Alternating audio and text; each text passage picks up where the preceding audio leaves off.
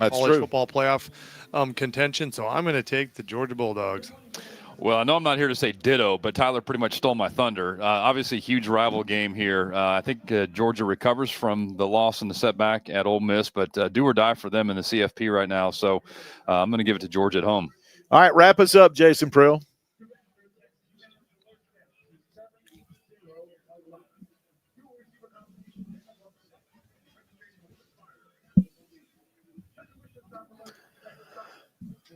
All right, we'll see how it all shakes out. That's our pick'ems here today. And still in our Segra tailgate show coming up, we'll have our player profile. And Juju Gray stops by to tell us about his game last week and a look ahead to UMass coming up here at 12:02. We'll take another time out of our Segra pregame show, our pregame chat with Juju Gray, Liberty wide receiver, coming up on the Liberty Flames Sports Network from Van Wagner.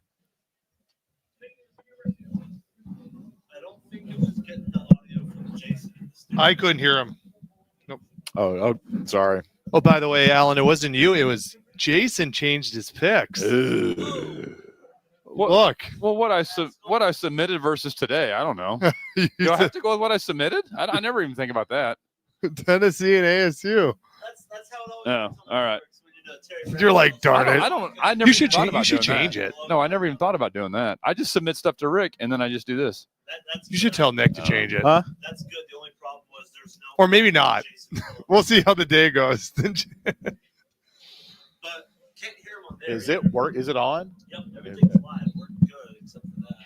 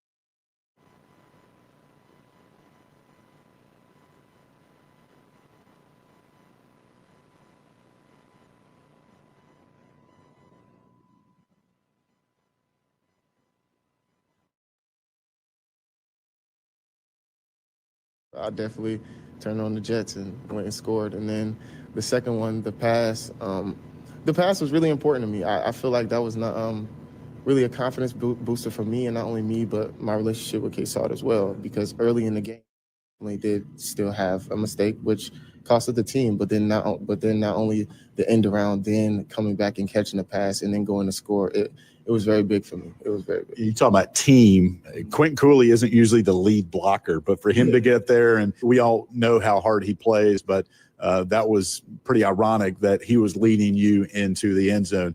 All right, let's fast forward here. UMass final non-conference game, a game that is the next game. And I know you guys felt really good after Middle Tennessee, knowing what happened the two previous games. So another early kick. We'll start there. Do you like the early kicks? And what is it going to take to get a win here against UMass? I love the early kicks because it's similar to like times when we practice and times when we're kind of used to doing things. So I love the early kicks. And not only that, just so like we can start early. I don't like feeling anxious all day to play a game, but yeah, for us to win, I just think we got to continue to execute and continue to play our brand of football, continuing to do the basic things, just blocking, tackling, and doing the very basic things. And when we do the basic things and the fundamentals and we just execute, to me, we can be any team we want to be. The ceiling is too high. Like the ceiling is genuinely too high because we have athletes everywhere. We have not only offensively but defensively. So I just think as long as we execute and handle what we need to do, we'll be perfectly fine.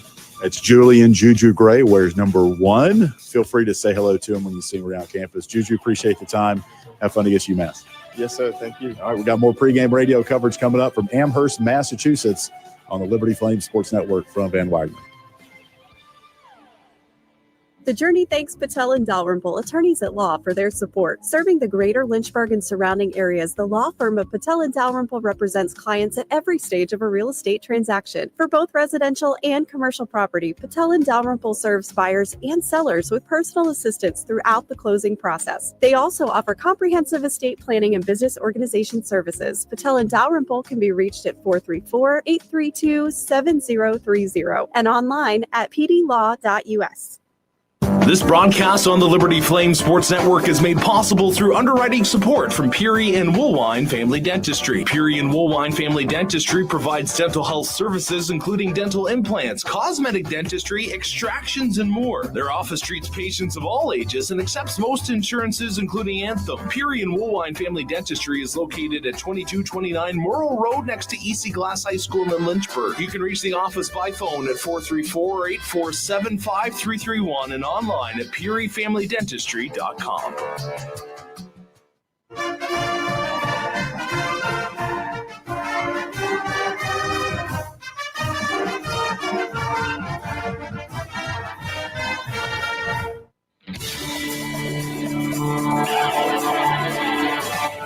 Pre-game radio coverage of Liberty Flames football continues on the Liberty Flames Sports Network from Van Wagner. Your behind-the-scenes access to Liberty Flames football comes your way on the Haley's Appliance Countdown to Kickoff show. Coming up, we'll get the inside scoop on today's game from color analyst Jason Porter, and head coach Jamie Chadwell will give us his pre-game thoughts before the Flames take the field. The Countdown to Kickoff show is presented through underwriting support from Haley's Appliance, a full-service appliance dealer that specializes in appliance sales and service. The Countdown to Kickoff show is also sponsored by Earthright Mid-Atlantic, your trusted solar and energy efficiency experts. 11 West, First Bank and Trust. First Bank and Trust provides a suite of services, tools, and financial resources at their numerous locations and at firstbank.com. Foster Fuels, providing reliable service for 100 years. Frank Good Builders. Freedom First Credit Union. Start banking for good with Freedom First today. Gentle Shepherd Hospice. Gentry Lock Attorneys. The Good Feet Store, and by Haley's Appliance. Shotgun for Salter. The snap, the handoff. Cooley up the middle, surging his way to the end zone. Line him up. Touchdown, Liberty. The Liberty Flames are 30 minutes out from kickoff, and it's time to continue our pregame radio coverage. Alongside Jason Porter, here's the voice of the Flames, Alan York. This is Liberty Flames football coming up. The 6-2 Liberty Flames try to tackle the 2-7 UMass Minutemen. With Jason Porter, I'm Alan York and our entire crew. Welcome to Liberty football. Non-conference ball game here, JP. We warmed things up with the Segra pregame show. Now we focus in on the Haley's countdown to kickoff. Liberty has dominated this series that began back in 2018. Since Liberty lost that game in triple overtime, Liberty's won the last 5. Average score of those wins, 52-17. How do they get it done here today? Not a guy in the Flames locker room that wouldn't take that as a final score today. Absolutely. Right? Yeah, I think again, building on that momentum that we saw in Murfreesboro last week against MTSU, Caden Salter had a huge game with his ability to be able to read the defense and choose what type of read to make offensively. I think that's obviously going to be key here, is to continue that offensive momentum today. And I expect some big things out of some of the Flames defensive players as well. I know they're excited to get this game going today and play. We got a beautiful day for football in Massachusetts at the end of November. You never knew. Yeah, it's right. It's temperature right now. It's about 50 degrees, a little windy down on the field. That might affect the kickers a little bit. It's coming in from the west. As we look at the field, the west is to our right. The east is obviously the other direction. Most football fields, orientation-wise, go north or south or south-north, but this is an east-west configuration. So, that being as it is, we'll take a break here. We'll have more from the Jerry Edwards radio booth at McGurk Alumni Stadium as Liberty plays at UMass. This is Liberty football from Van Wagner. Thompson Brooks Insurance is a proud supporter of Liberty Flames athletics. Thompson Brooks Insurance helps individuals and businesses with their insurance and investment needs. The team at Thompson Brooks is experienced in understanding life and health insurance, Medicare, and retirement planning. Thompson Brooks Insurance can be reached at 434-385-8500 or online at thompsonbrooksinsurance.com. Thompson Brooks Insurance, planning today for tomorrow. Joe Yock, branch partner with Alcova Mortgage, is a proud supporter of the Liberty Flames. Joe Yock provides step-by-step lending support, explains the options, and connects clients with the most suitable loan. Joe Yock of Alcova Mortgage provides home mortgage and lending services to buyers and investors throughout Central Virginia and can be reached at 434-258-3549 and alcova.com/JoeJ. NMLS ID 315849, Alcova Mortgage. NMLS ID 40508, NMLSconsumeraccess.org, Equal Housing Lender. Welcome back to the Haley's Appliance Countdown to Kickoff Show on the Liberty Flames Sports Network from Van Wagner. Our countdown to kickoff presented by Haley's Appliance. I'm Alan York alongside Jason Porter. We're going to hear from some more of the Flames here. And Liberty really opened things up offensively last week in the 37-17 win over Middle Tennessee. But remember before that, Liberty, tough losses at Kennesaw State, at home against Jacksonville State. We talked to Liberty offensive lineman Xavier Gray about what his team has learned through this 6-2 season so far.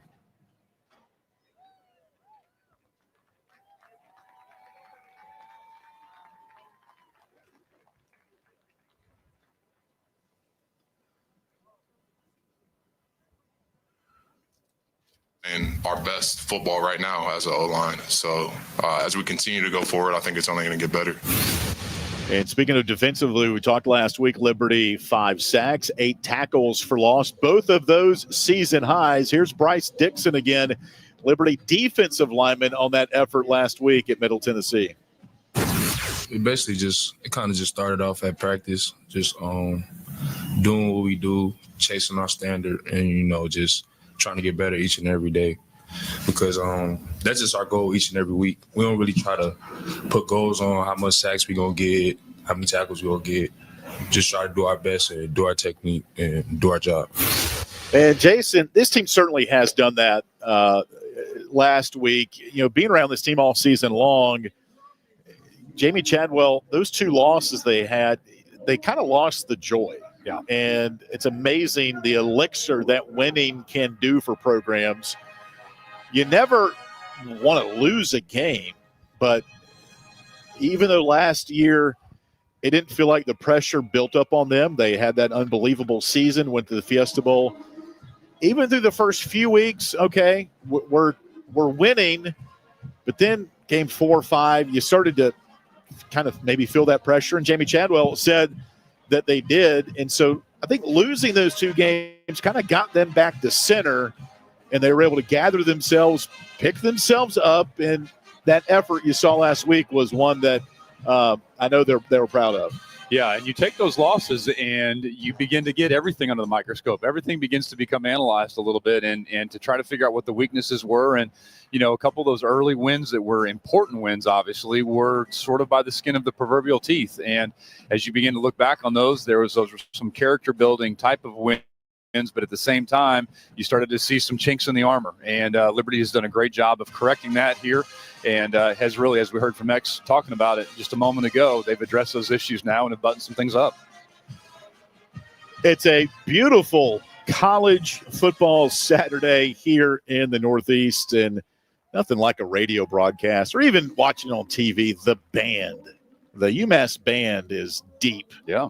Liberty's band is deep, although the band didn't make the trip this week. The Liberty cheerleaders did. They are down there, but it's just cool to hear the band in the radio in the background.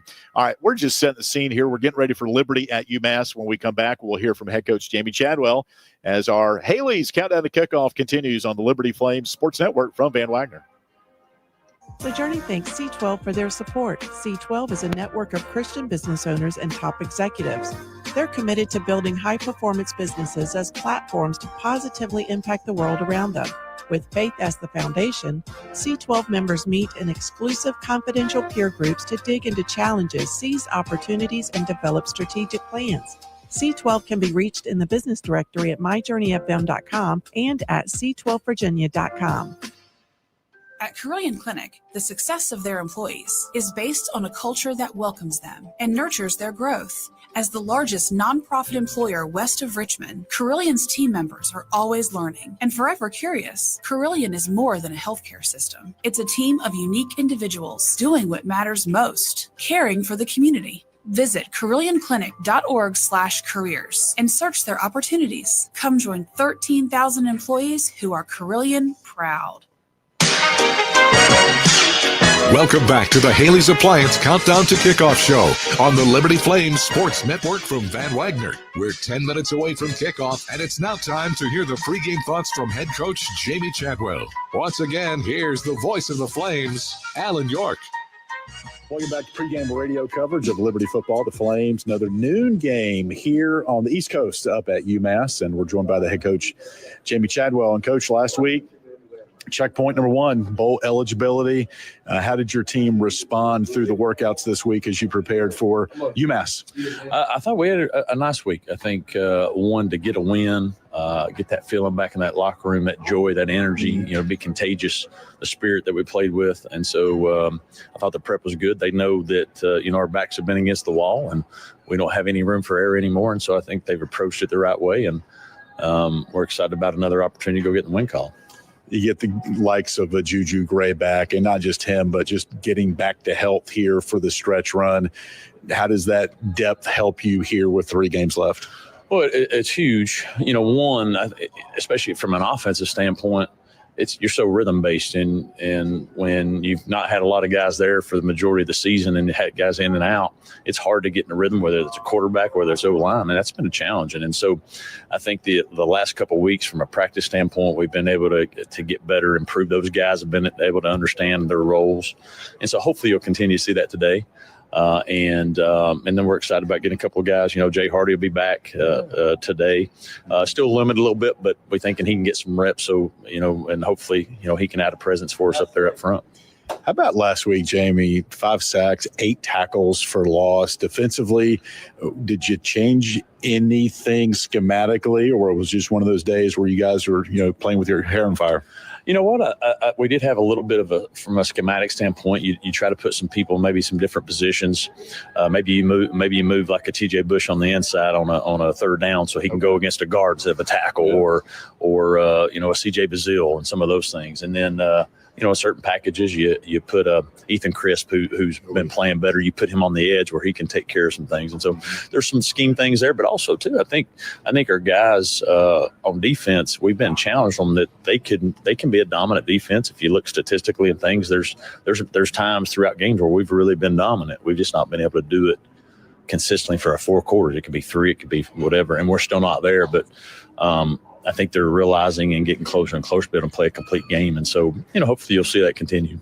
Jamie, you mentioned Ethan Crisp. What does it say about a student athlete that puts the time in, and when he seizes his opportunity, it works out for him? What does that say about all the kids on your roster that, hey, if you produce in practice, we're going to let you earn some playing time? Well, it's you just one, that practice is important. You've got to show us that you can do it consistently in practice before you get, those opportunities consistently on the field. 2, I think it shows a lot about the character, or in a society today. If you don't get it right away, what happens? You leave, you complain, you take off. And Ethan enjoys being here.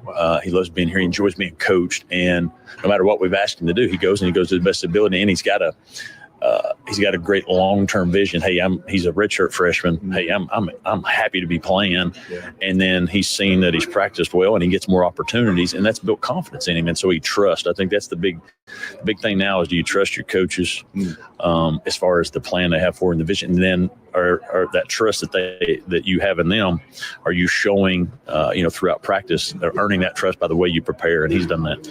All right, let's focus in on UMass here, the Minutemen 2-7. I think any coach could say, and I think it's the case for the Minutemen, don't let that record fool you. They got some good athletes. Defensively, they're better. They were up 10-0 at Mississippi State. Offensively, they got a big offensive line. So, again, I'll say it, don't let that 2-7 record fool you. They're much improved. They are, and we got beat by 1-17. So I don't think we can look anybody for granted, because I think what we've shown, this year is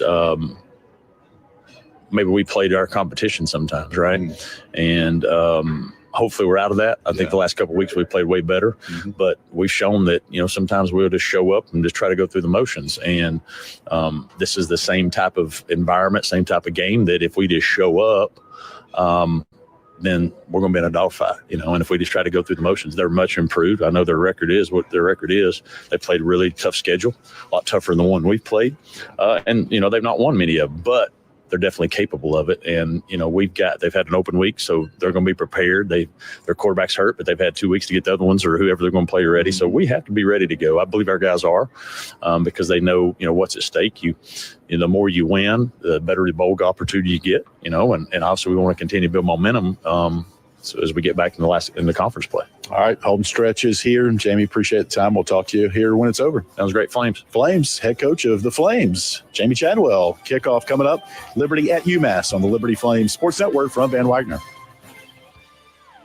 The doctors at Crossroads Family Dentistry say go Flames and good luck this season. The dental team at Crossroads Family Dentistry, Stephen Hatch, James Peary III, Trey Woolwine, and Carol Roberts, provide services from standard checkups to complex restorative dentistry services. They also accept most dental insurances. Crossroads is located at 14761 Forest Road in front of Brawburgers and can be reached at 434-363-9422 and at crossroadsfamilydentistryva.com. Thanks to Earthright Mid-Atlantic with their support of the Liberty Flames. Earthright Mid-Atlantic offers home energy improvements and solar installations. They welcome projects ranging from small energy efficiency upgrades to full home solar systems. They also provide sustainable energy learning experiences through Lynchburg Parks and Recreation. Earthright Mid-Atlantic can be reached at 434-200-9716 and at erepower.com. Our coverage of Liberty Flames football will continue after this 1-minute timeout on the Liberty Flames Sports Network from Van Wagner. Liberty Athletics thanks 11 West for their support of the Liberty Flame Sports Network from Van Wagner. 11 West offers screen printing, embroidery, promotional products, and flat printing. 11 West graphic design team creates custom apparel and promotional products. More information can be found online at 11west.com, by phone at 540-639-9319, or at their location in the New River Valley at 6598 New River Road in Radford. We thank First Bank and Trust for its support of Liberty Flames Athletics. First Bank and Trust addresses the financial needs of the community through agriculture, business, personal, and mortgage lending. They offer checking and all their financial services at 2 branches in Lynchburg and more than 30 locations in Virginia, Tennessee, and North Carolina. First Bank and Trust can be reached at firstbank.com. Member FDIC, Equal Housing Lender. Liberty Flames football on WRVL Lynchburg, WBOP Buffalo Gap, WVRI Clifton Forge, WVTW HD3 Charlottesville, WKHK HD3 Richmond, WHRO HD3 Norfolk, WVRL Elizabeth City, WVRA Enfield Rocky Mount, WVRD Zebulon, WVRH Norlina, WVRP Roanoke Rapids.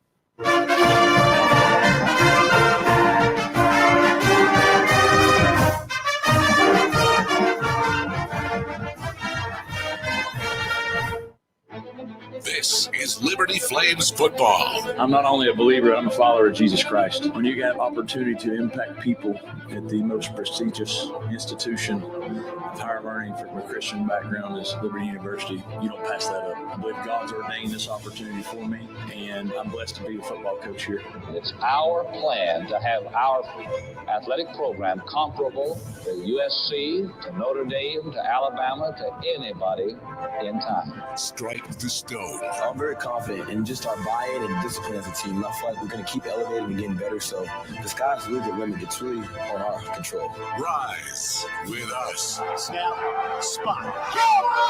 It's blown! The Flames won! The Flames have won! Block kick, and Liberty celebrates in Orlando. 37-34. Action. White under pressure. Dog pile back into 22. Whoa. This is Flames Nation. Kick on the way. It's floating up and hits in. He hit it! To the 20, to the 10, to the 5. He's in. Light him up. Touchdown, Liberty. Lamb to throw. End zone. We are Lynchburg's hometown team. Snap, spot, kick, has the leg. It is good! With 1 second left! From central and northern Virginia to the Roanoke Valley and the Sandhills of North Carolina, the Liberty Flames Sports Network from Van Wagner is on the air. The Liberty Flames Sports Network from Van Wagner presents live radio play-by-play coverage of Liberty Flames football. Today's broadcast of Liberty football is presented through underwriting support from Ironclad Coffee Roasters, the finest hand-picked specialty coffees from around the world, craft roasted in Richmond, Virginia. Jason Porter with Legacy Realty and Development. Larry's Tire and Auto Repair. Larry's Tire provides preventative maintenance, repair, and service at multiple locations and at larrystireservice.com. Carl Miller Realty. Trusted advisors serving Central Virginia communities, buyers and sellers at carlmillerrealty.com. The Liberty Bookstore, the official online store of Liberty Athletics. Lynchburg Nissan, Patel and Dalrymple Attorneys at Law. Peary Family Dentistry. Segra. Segra offers customized business technology solutions. You can learn more at segra.com. Century Exteriors, providing roofing, gutters, windows, and home remodeling. More information is available at centuryexteriors.com. And by Thompson Brooks Insurance, planning today for tomorrow. Caden to throw over the middle. It's caught in the end zone. Light him up. Touchdown, Liberty.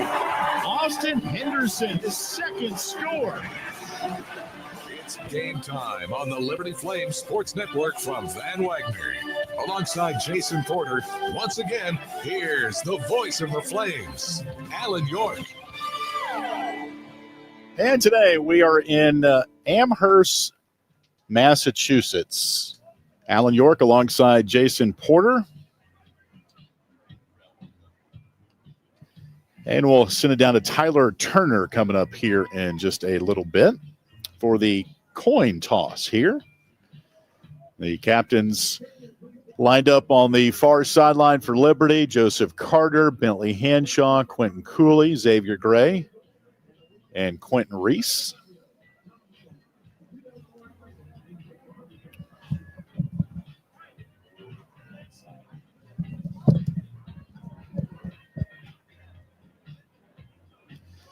And the captains are making their way to midfield. We'll send it downstairs. Tyler Turner on our Carter Bank update.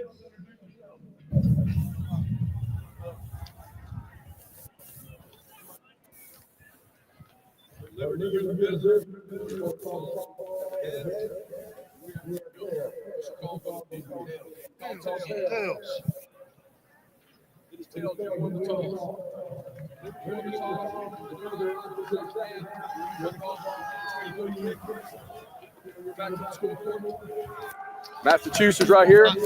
Massachusetts will receive to start the game. Gentlemen, shake hands and let's get ready. Tyler, you got us down there? Sir. Yes, how windy is it down there? I mean, it's a little bit windy. As you can hear, it's kind of swirling around me. It's not too bad. It's a beautiful fall day. Definitely got some wind, but it's a nice day out here. All right, we'll check in more with Tyler Turner coming up on our Carter Bank sideline report. Liberty, for the fourth straight week, wins the toss, and it was tails. Got a streak. So last year, they only won the toss 4 times in 14 games, and now it's almost split right down the middle. I might actually take that stat out now that they've won it 4 games in a row, and they'll have the choice in the start of the second half. So we're going to get a look at either A.J. Harrison or Ahmad Haston as they will fill in for the injured Tyson Pumachan, who is their incumbent starter. Pumachan injured for the year. All right, Max Morgan, who did not kick off last week, understand from Jamie Chadwell, Max Morgan banged up a little bit from a kickoff perspective. So Braden Beck kicked last week, but Max is back in there today. Morgan on the year, 37 kickoffs, 19 touchbacks. Back deep to receive T.Y. Harding. He has 8 kick returns, averaging around 18 yards per return. He did take a punt back against Wagner earlier this year. Also back to receive for the Minutemen, John Burton. He is a defensive backup. Liberty in the red helmet, white jersey, red breeches, and UMass in all maroon. We're on the UMass side of the field, right on top of their bench. Liberty the other way. Good contingent of Liberty fans in the house. Here's the kickoff, brought to you by Relevant Law. It'll hang up in the air for Harding at the 6. He fumbles it, picks it up, runs on the near sideline where Quentin Reese slows him down right around the 23-yard line and brings him down right there. Nice pursuit by Quentin Reese to get around that lead blocker that was trying to slow him down, but he was no match for 16. So we will see where they spot the ball at, right at the 23. For UMass, they are 2-7 on the year. They did not play last week. They last played against Mississippi State 45-20 on the 2nd. Liberty beat Middle Tennessee last week 37-17. So the quarterback is going to be Ahmad Hairston, 6-foot sophomore from Royal Palm Beach, Florida, on first down. And the first play is a handoff right up the middle. Pretty good surge in between the hash and the numbers by Jalen John. He's the second leading rusher on the team. Comes in with 279 yards on the ground. He had 17 yards rushing 2 weeks ago at Mississippi State. Chris Bodie, defensive lineman, on the stop. It was a gain of 8. Second down and 2 now. Right around the UMass 31-yard line. Snap, again to Hairston. Another handoff. Following right guard is Jalen John. Joseph Carter. Liberty linebacker pulls down John. Gain of 11, though. It'll be a First Bank and Trust first down for UMass. This is a UMass team that is averaging only 19 points a game. Liberty last week giving up 17 in the win at Middle Tennessee. Gave up a season low 88 yards rushing against the Blue Raiders. Here's a first down, a handoff. John again, left side this time. Trip up around midfield by Joseph Carter again. And they are just ground and pounding right now on this Liberty defense in the opening drive. No score, 90 seconds gone. And, Alan, we talked at the top of the broadcast. This UMass offensive line is big. They are big guys, and it's going to be important for defensive line here for Liberty to get off those blocks and make plays. They average around 6'5", 310 pounds. At midfield, UMass with the ball moving left to right, no score. Handoff. Again, John, this time right side, is going to be chopped down at the Liberty 45. Gain of 5. Dexter Ricks Jr., defensive back, making the stop on the right hash. Jalen John, 5'11", 220-pound redshirt junior out of Portland, Oregon, transferred in from Arizona, where he played 3 seasons for the Wildcats. He is out now, and C.J. Hester, their leading rusher, is in. First and 10 from the Liberty 45. And this is going to be a handoff right up the gut. Hester bangs his way down to the 28-yard line. Now, these running lanes for the UMass Minutemen so far have been huge, and they've been able to kind of have their way so far in this opening drive. Corey Jones on the tackle. Gain of 17 that time by C.J. Hester. Their leading rusher, transfer from Western Michigan. Team high 13 carries, 62 yards against Mississippi State 2 weeks ago. First down and 10 from the Liberty 28, opening drive of the game. And now the second quarterback, A.J. Hairston, is in. So they've already flip-flopped quarterbacks in this drive already. C.J. Hester, another run. T.J. Bush this time on the stop. So we've seen Ahmad Haston and now A.J. Hairston. He's the bigger of the two at 6'3", 215 pounds. And so far, UMass has been content with the run game. They're kind of saying, hey, Liberty, stop it if you can, but we're just going to run right at you. And Ahmad Haston is back in at quarterback. Second down and 9 to go from the Liberty 27, no score. Snap to Haston. Handoff. Right up the middle and down inside the 20 to the 16-yard line is C.J. Hester. So this has been all on the ground for UMass in the first 4 minutes. Corey Jones, another tackle. And that time, C.J. Hester jumping over a would-be defender. Ball's at the 16-yard line. First down and 10. Already 4 first downs on this drive for UMass. They have marched right down the field. Snap to Haston. Handoff this time up the middle, and the hole is just plugged up. Hester nowhere to go. He'll lose a couple as Corey Jones makes his third tackle of this opening drive coming up from his safety spot. Yeah, much better job that particular snap by the defensive line for Liberty. They kind of clogged and jammed up that middle, and Hastings had to jump around to the outside, but nothing doing. Ahmad Haston, 6 foot, 200-pound sophomore, Royal Palm Beach, Florida. Really accumulated some high numbers in high school. Second down, 12 at the 17. Snap to Haston. Design run up the middle for the quarterback. Jukes and jives inside the 10 down to the 9. Picks up about 7 where Taylor Jackson, Liberty linebacker, makes the stop. No score, 5 minutes gone, opening quarter. First drive of the game for either team. This drive started back at the 23 for UMass. It's been all on the ground. Ball's at the 8-yard line. Third down and about 3 to go for UMass. Split backs left and right of Ahmad Haston, number 5 in maroon. Claps his hands, gets the snap. Hands off, up the middle, untouched. Jalen John, touchdown UMass. So we saw it Middle Tennessee last week. After the Liberty turnover, score to go up early. And UMass has done the same thing. Now Liberty, in all of their games, has now trailed in all 9 at some point.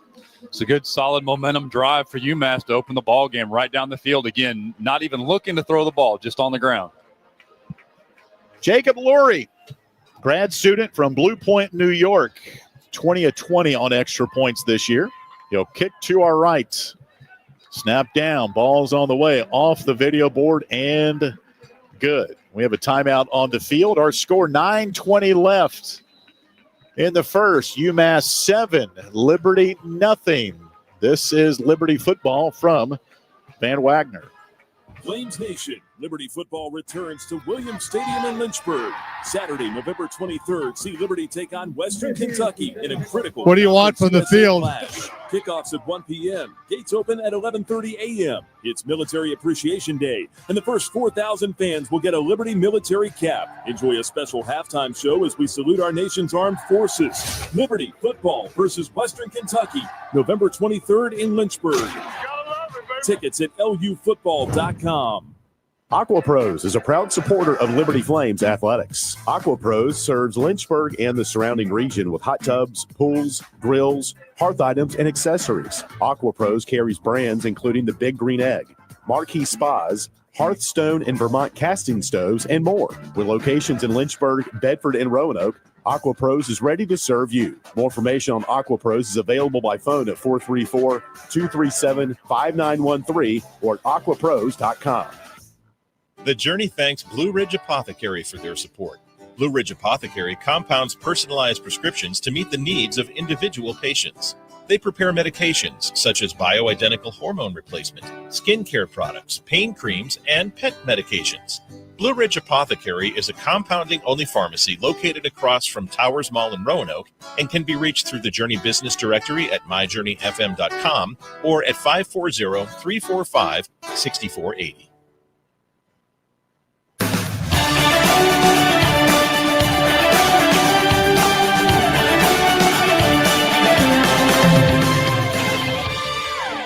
Seven nothing UMass. Jalen John, 9-yard touchdown run, capped a 10-play, 77-yard drive, all on the ground. All 10 plays were rushes by UMass, and they go up 7-0. Our broadcast brought to you in part by Patel and Dalrymple, serving the greater Lynchburg area with comprehensive estate planning services. More information is available at pdlaw.us.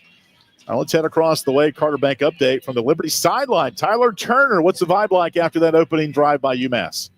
Well, I kind of talked about the weather beforehand, and it's calm down here, but the stadium is also kind of sleepy, and I just felt a little bit of a little lack of like coming out there to really get after it right away.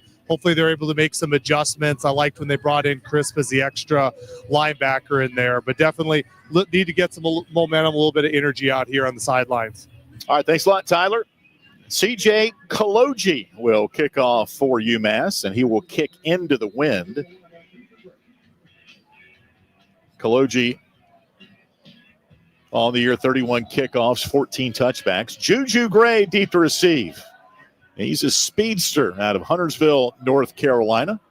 A couple of touchdowns last week offensively. There's the kickoff, and Gray will let it bounce right behind him for a touchback, and Liberty will have its first crack at it here.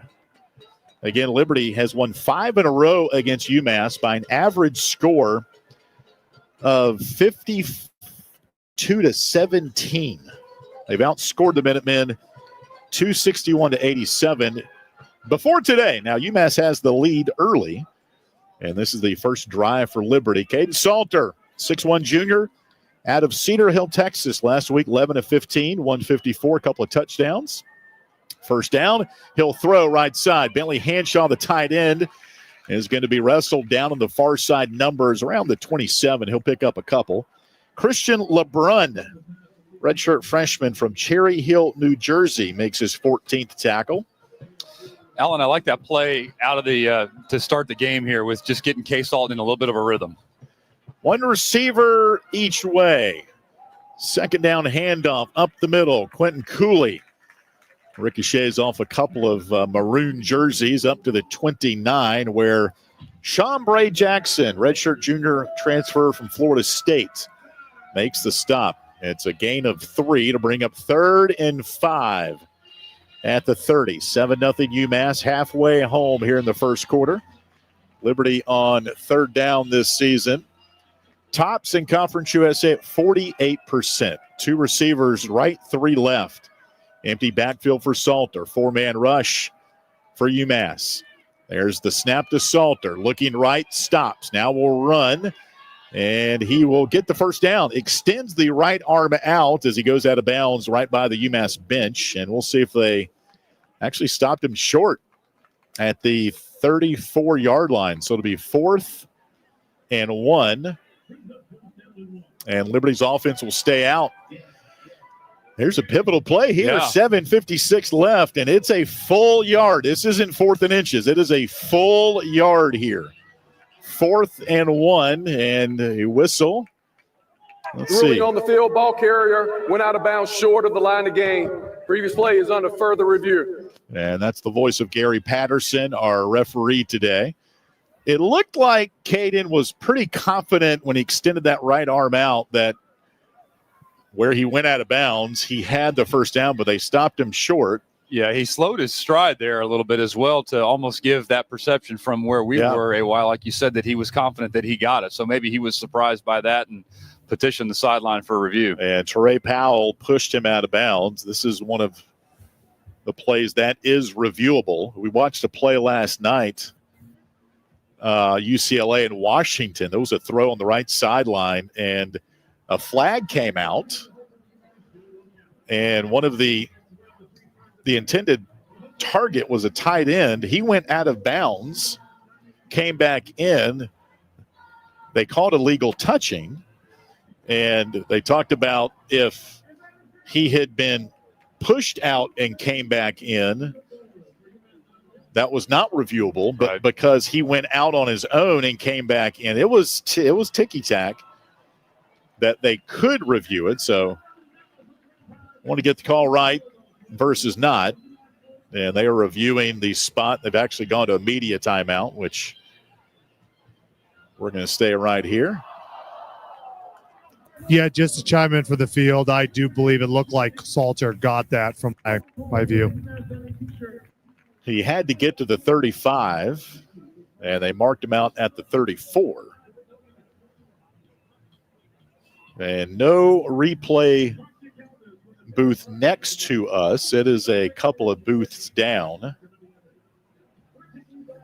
Busy day for us on the network. Liberty women's basketball in action at Tennessee right now. After further review, it was determined that the ball carrier reached out and the ball was beyond the 35-yard line, which results in the first down. The ball will be placed one ball length in front of the 35, 1st and 10, Liberty. So that worked out in Liberty's favor. First down on the scramble by Caden Salter. 1st and 10. 7-0 Liberty, 7:46 to play in the first. And we've seen it all year. K-Salt just does a great job reading what the defense gives him, and the play kind of busted up. He was able to get the first down. Elijah Canyon goes wide right on the numbers, and the slot on the hash is Trayon Sibley, the pride of Akron, Ohio, 6-year senior. It'll be a offset eye. Flames are in the pistol. Caden Salter warming up his hands with the little pocket sleeve wrapped around his waist. 1st and 10 from the Liberty 35-yard line. Snap to Salter, swings out right side, and a catch in the flat by Vaughn Blue, but he's immediately dropped by Lake Ellis, who beat the block of Elijah Canyon on that. And those are defensive guys. You can see that come. That's an easy play to disrupt, and a nice job by Lake Ellis there for UMass. Yeah, you'd like to see Canyon hold that block just a little bit longer, though. Loss of 4, 2nd down and 14. Back now around the 32-yard line. Hard count. Both sides moved. It looked like UMass moved first.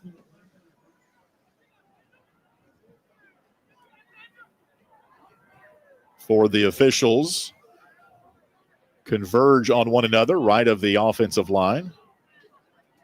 Gary Patterson, veteran referee, gets this non-conference assignment today.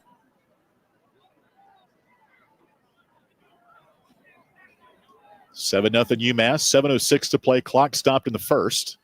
It's like Xavier Gray jumped as well, but to your point, AY, I think it was after the UMass. Delay of game, defense, disconcerting signals, 5-yard penalty, still second down. And you've heard a lot of that. I've had to explain what disconcerting signals is. As a defensive guy, at least this year, there's been a lot of those calls. Yeah. You can't mimic the snap count. You can't yell out as the quarterback is given a cadence. You can't do it, and there's plenty of officials to hear it and see it, and that's what happened there for UMass. So it helps Liberty out. Second down now and 7 from the Liberty 47. Flames down 7-0.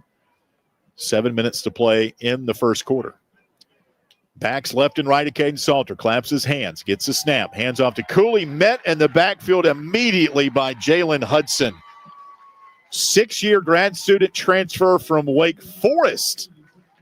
And he continues to let Quentin Cooley know they used to play on this same team with each other. Quentin transferred in from Wake Forest as well. Loss of a couple, 3rd down and 9. Yeah, Jalen read that one very, very well and was waiting for Cooley with open arms. 3 receivers go wide left. 2 of them stacked on top of each other on the numbers. Tyson Mobley goes in motion to the hash. Snap to Salter, 3rd and 9. Blitz on the way. He throws up top. Going deep for Sibley over the shoulder. Catch is made inside the 20. He's dropped down to the 13-yard line. And a flag is out in the backfield. And it looks like it's going to go against Liberty. Looking at Caden Salter's reaction, he's not happy. Holding, number 75, offense, 10-yard penalty, repeat 3rd down. Hold on Jack Tucker.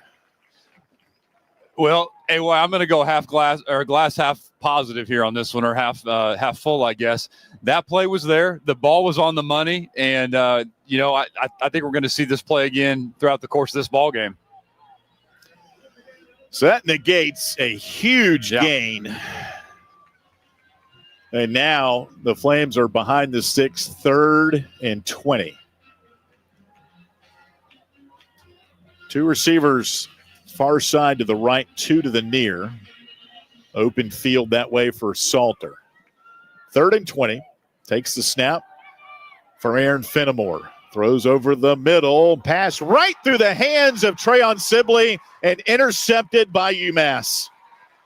Right through his hands at the yard to gain, and UMass intercepts it, and they'll take it over at midfield. That was a great throw and great read by K-Salt. Sibley just should have had that. Just maybe came in a little too hot. It's a costly turnover for the Liberty. Teray Powell with the interception, his 2nd of the season.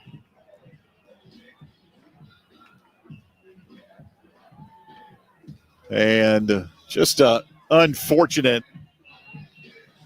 Trayon, he jumped. No, he didn't have to jump high. Just a little hop, and it went right through his hands, right at his helmet. So 1st and 10 now, as A.J. Hairston will come in and run the quarterback. Handoff, and getting loose. Jalen John again, round the left side, all the way inside the 30. He'll pick up 26 yards. Quentin Reese on the stop. And a slow start for the Flames offensively and defensively. UMass now at the 25-yard line. Jalen John up to 66 yards on the ground so far. UMass has run 11 plays. They've all been rushes. 1st and 10 from the 25. Snap to the quarterback. Handoff. John this time going left, and he is going to be cut down. Quentin Reese, C.J. Bazell, chop him down. It'll be a loss of 1 on the play. Bring up 2nd down and 11. Nice job and nice read by Reese and Bazell there to get in the outside as the running back was coming around that left-hand side, but they've been able to do whatever they want so far. 7-0 UMass. 4:28 to play in the first, and a couple of subs coming in for UMass, including backup tailback C.J. Hester. He'll be split wide to the right. Empty backfield for A.J. Hairston, who stands 6'3" over the offensive line. Snap to him on the hash. Rifles it. And a diving catch far side made at the 18 by Jaquan Gibson. Third leading receiver coming in, makes his 19th catch. Corey Jones on the tackle. That'll be gain of around 8 to bring up third down and 3 to go. 7-0 UMass, 3:50 left. UMass trying to take a double score lead up on Liberty after the interception at midfield.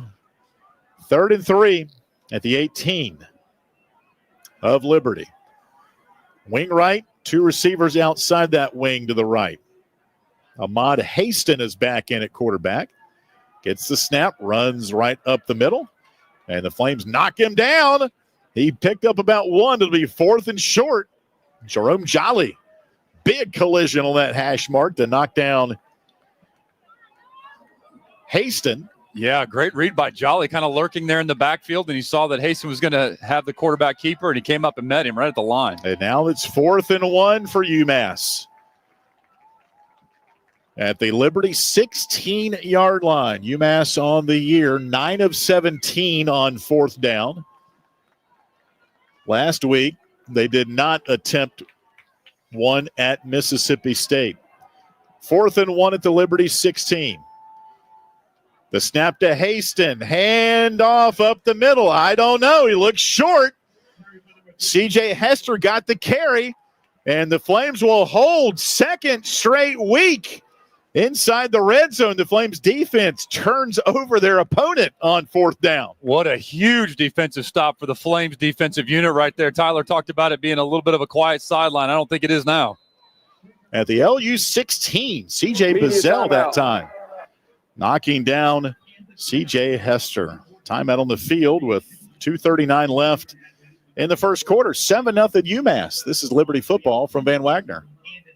The Journey thanks C12 for their support. C12 Big is a stand by the network of defense Christian there. business owners and top executives. I think they're committed to building high-performance businesses as platforms to positively impact the world around them. With faith as the foundation, C12 members meet in exclusive confidential peer groups to dig into challenges, seize opportunities, and develop strategic plans. C12 can be reached in the business directory at myjourneyfm.com and at c12virginia.com.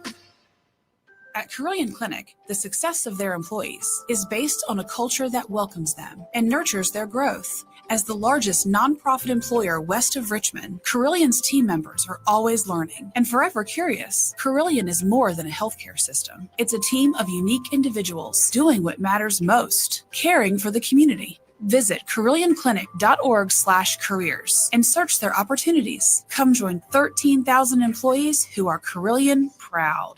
As a proud sponsor of Liberty Flames Athletics, Carter Bank & Trust offers customized banking strategies and services for Liberty Flames fans and families.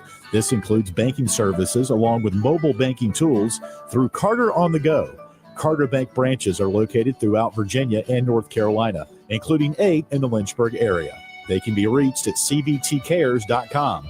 Thank you, Carter Bank, for supporting Liberty Flames Athletics.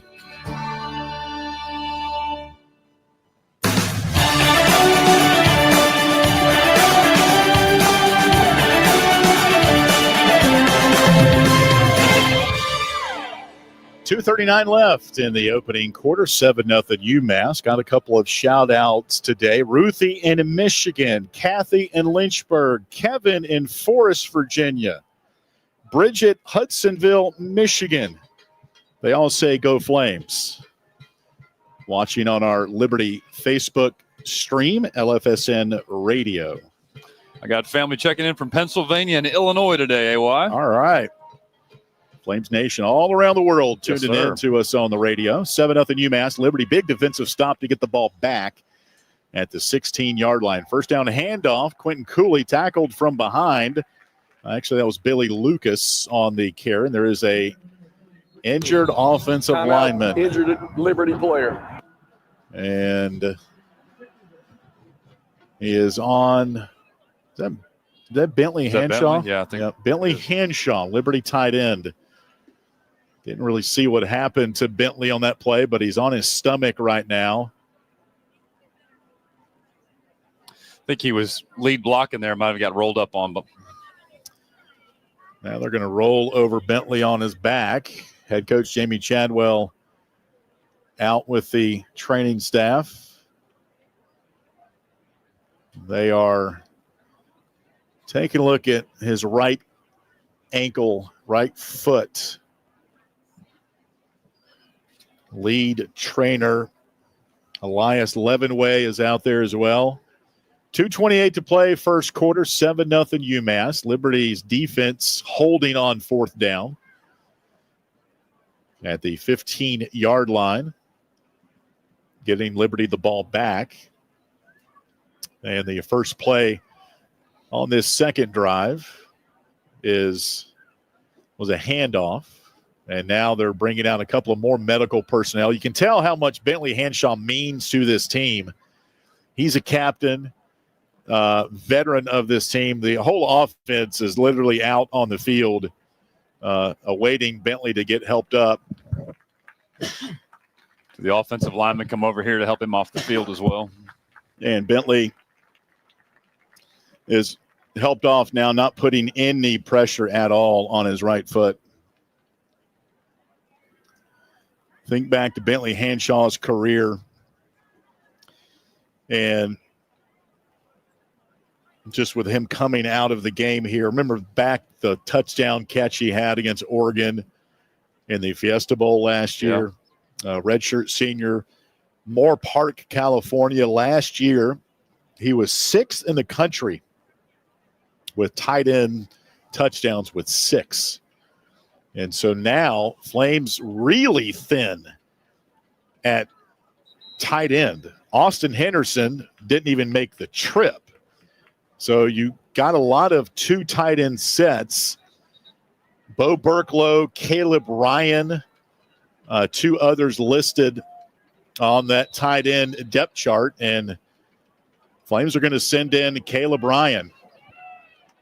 He is out of Washington. He'll be lined up to the left. 2nd down and 9. Jenkins goes in motion to the right, fakes the handoff, and Salter is trying to escape the pocket, cannot get back to the line of scrimmage. He'll lose 2. Tyler Rudolph, R.J. Edwards really doing a good job of containing Salter in that pocket. And it's going to be 3rd down and 11. Liberty down 7-0, 1:54 to play, first quarter. Yeah, nice pursuit by UMass there to get to K-Salt. And ball being on the 15-yard line here. You've got to be careful with this possession. 3rd and 11 at the Liberty 15. 2 receivers right, 2 left. Salter shotgun, blitz on the way. Salter has to escape the pocket. Cannot. He's sacked back at the 5-yard line by Christian LeBrun. And a drive that started so auspiciously after the defensive stop is going to end at the 5-yard line of Liberty. Christian LeBrun came into the day for UMass with 1 TFL and 1 sack on the year before that sack right there on K-Salt. Max Morgan is going to be kicking from the back edge of the end zone. He's in the shade. There's the snap. They bring pressure. Flag is out in the end zone. Morgan is hit. He's down. He's now getting up. Liberty's going to get the ball back on roughing the punter. And UMass brought the entire team on that. Personal foul. Roughing the kicker. Defense number 5. Gary Patterson, you could hear all the wind through his microphone. Tyler Martin is going to be the one that ends up with the penalty, but they had 4 or 5 guys around him, and it's going to be now 1st down and 10 from the 21. Well, and Alan, our guest in the studio pregame said this UMass team was 1 step forward and 2 steps back, right? Oh, and my that's goodness. almost exactly what we Herman saw. Yeah. Yep.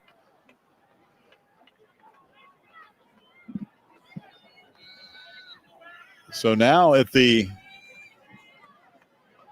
21 of UMass, Flames with a new set of downs. Snap to Caden Salter, wants to throw. Does so over the middle, wide open. Sibley makes a catch, underthrown, past midfield, and he tumbles down on the turf at the 45-yard line. He was wide open. Yeah, it looked like a center fielder adjusting there. I think the wind may have been playing with the ball a little bit, but great catch by Sibley and Cooley with an extra block too. Around a 40-yard gain for Trayon. Flames now will have Bailey Lucas and Vaughn Blue in the backfield on 1st and 10. Snap to Salter, throws over the middle, and Sibley could not come up with it. Linebacker Maitland check that. R.J. Edwards kind of got in front of Sibley to block his view. I think he may have got a hand on that ball even, maybe. Incomplete pass, 2nd down and 10. 7-0 UMass as we approach the end of the first quarter here. Clock stopped with 16 seconds. 2nd down and 10 from the 45. Snap to Salter. Option near side. The pitch to Blue. He'll get inside the 40, right around the 38-yard line in bounds. Sheen Giles makes the stop. It'll be a gain of first quarter. About 7 yards to bring up 3rd and 3 when we start the second quarter. Our first and second quarter break brought to you by the Good Feet Store. 7-0 UMass. We've got Caleb. He's spotting for us here today. He'll bring us our quarter stats brought to you by Larry's Tire and Auto Repair. Caleb, what do you got? Well, both teams trying to run the ball. One team getting it done and one team kind of far behind. The leading rusher for UMass is John with 65 rushing yards and a touchdown. He's not even their leading rusher on the season. Hester's already got 5 carries for 27 yards, so they've already tallied 14 carries, and they've only had 15 plays. Their other play was a pass for 8 yards. That didn't go really anywhere. Caden Salters rushed the ball most times for Liberty, 3 carries for a loss of 6 yards. Vaughn Blue's the leading rusher so far with 1 carry for 7 yards. Caden Salters 3 for 5, 34 yards. All 34 of his positive yards are going to Trayon Sibley. He's got a completed pass also to Bentley Hanshaw for a positive gain of 2 yards, but that one dish out to the right side for Vaughn Blue lost 2 yards, bringing Caden Salter back to 34-7-0. Of course, UMass leading Liberty. 6 first downs for UMass, 4 on the first drive, I think you said, on that completely run-dominated drive. 1 penalty for Liberty, going for 10 yards. UMass has 2 penalties on them, and I was talking about the rushing game. Liberty's only got 3 positive rushing yards, and UMass has already got 100 more than that. They've got 103 on the ground. They've only got 8 through the air, opposed to Liberty's 34. So this is – the scoreboard might not show it, but offensively it's been a very one-sided affair, and we'll see how the Liberty passing game can recover from the loss of Bentley Hanshaw. All right, Bentley Hanshaw just carted off of the field. Thank you for that update, Caleb. Our stats brought to you by Larry's Tire and Auto Repair. 7-0 UMass as the Minutemen went right down the field. 10-play, 77-yard drive. Jalen John, a 9-yard touchdown run. Liberty's first possession ended in an interception by Teray Powell. Remember, 3rd and 9, Liberty threw deep down the field. Catch made by Sibley inside the 15, but a penalty, a hold on the Flames offensive line negated that. And then next play, UMass intercepted it and drove it down to the 16, where Liberty held them on 4th and 1. And now this drive stalled, and Liberty punted from its end zone. Penalty, though, on UMass on roughing the kicker has given Liberty new life, and now Trayon Sibley and the Flames have it at the 38-yard line. Now they'll move left to right as you tune in today. Caden Salter, 3 of 5, 34 yards passing. And Vaughn Blue with that 7-yard run before our timeout is the Flames' leading rusher. Blue remains as the tailback beside Caden Salter in the shotgun at the 38. 3rd and 3. UMass shows blitz. Snap to Salter. Pitch to Blue. Cannot get to the edge. He's going to lose a couple. They strung that one out. Gerard Cameron on the stop.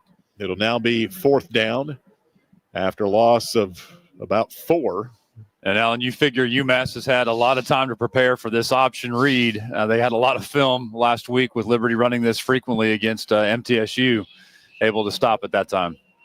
And the Flames are going to punt here on 4th and 6 at the UMass 41. So they'll play some field position here. T.Y. Harding, number 10, deep to receive the punt. It'll be angled at the 10. Takes a right turn out of bounds. And it'll be right there at the 10-yard line. So after all of that, including a couple of penalties, a roughing the kicker, 4th down stop defensively by the Flames, UMass will have it back at its own 10. 3rd drive for UMass, and by far their worst field position. Good opportunity here defensively for Liberty with UMass deep on their 10-yard line. Ahmad Haston is in at quarterback. He's got a back to his right. That's Brandon Campbell. First down. Campbell, the call, trying to get around the left side, and he does. Tripped up by Jerome Jolly on Brandon Campbell. His rush, Houston, Texas native, 3rd leading rusher this season for UMass, who again is only averaging around 143 yards per game. That's 88th in the country. Compare that to Liberty, 242 per game. That's 7th in FBS. 2nd down and 7 after, or 2nd and 3, pardon me, after a gain of 7. Snap to Haston. The quarterback keeps it himself around the left side. A lot of room to run past the 25, past the 30. Tackled at the 31 by Jerome Jolly. First Bank and Trust first down for UMass. Really nice downfield block there by one of the Minutemen to free the quarterback. They'll switch quarterbacks mid-drive again. A.J. Hairston this time. He's the taller of the two. Freshman from Pompano Beach, Florida. Has his mouth guard dangling from his face mask as he gets the snap. Rolls to his right. Fires that way. Pass caught above his helmet. Brought down by Jacoby Kenny James. Redlands, California native. Pushed out of bounds at the 40 by Alex Oliver, VMI transfer. Playing in his 48th ball game as a college football player today.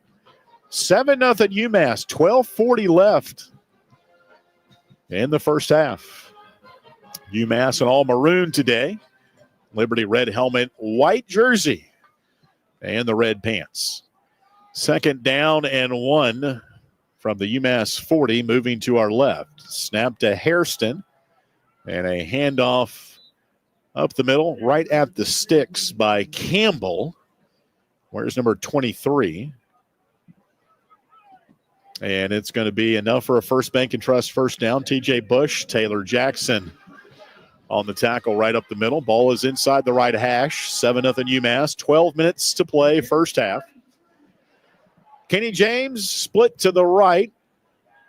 In the slot, Sterling Galbin, transfer from Texas Tech.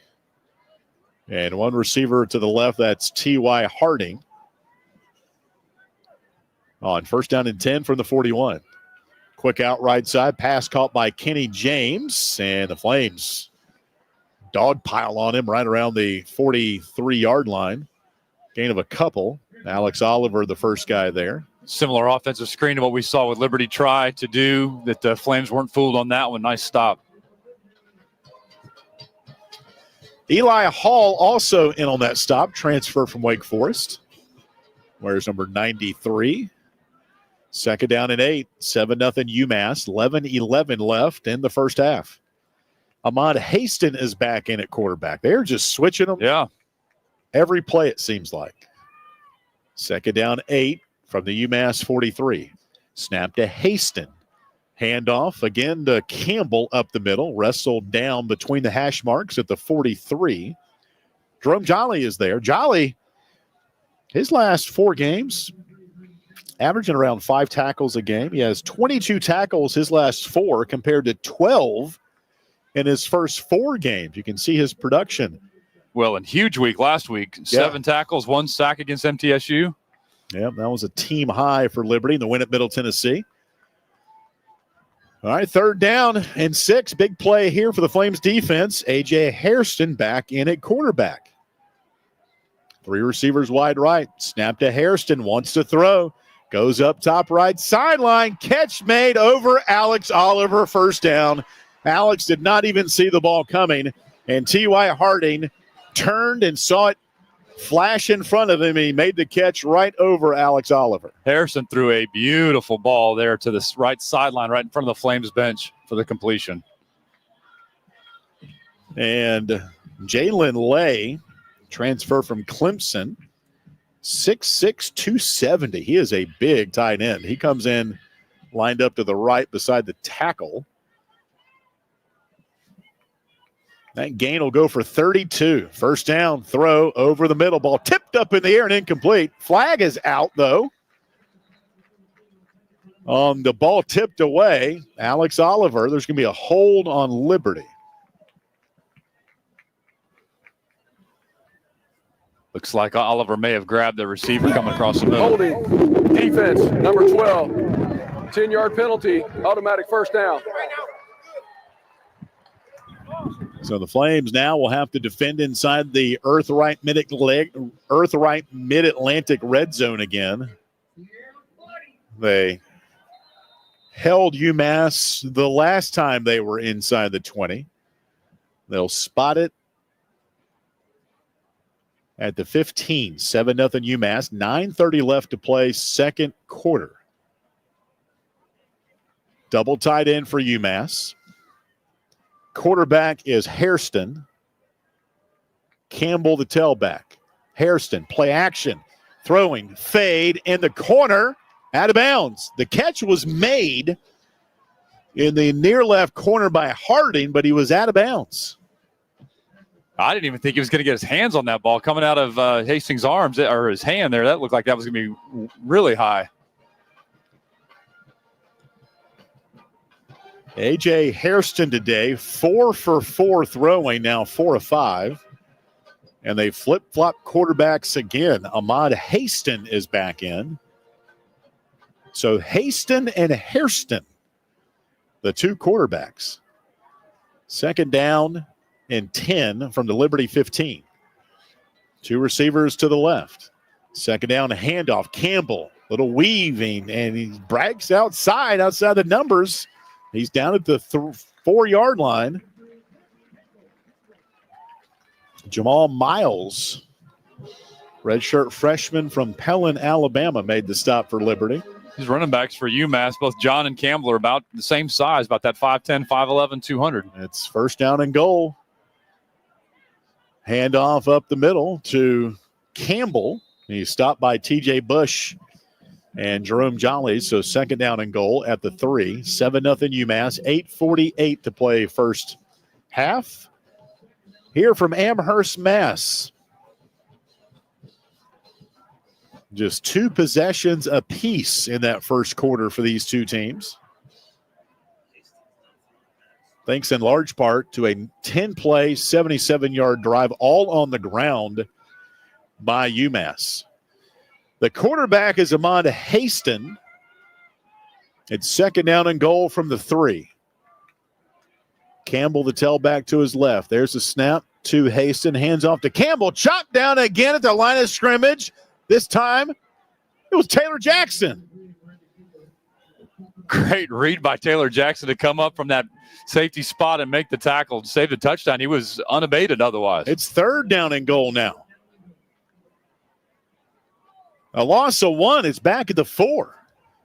7-0 UMass. They're knocking on the door. Towards the east end zone to our left. The backdrop of the UMass campus with a couple of high-rise dorms way above the football building. Ball's inside the right hash.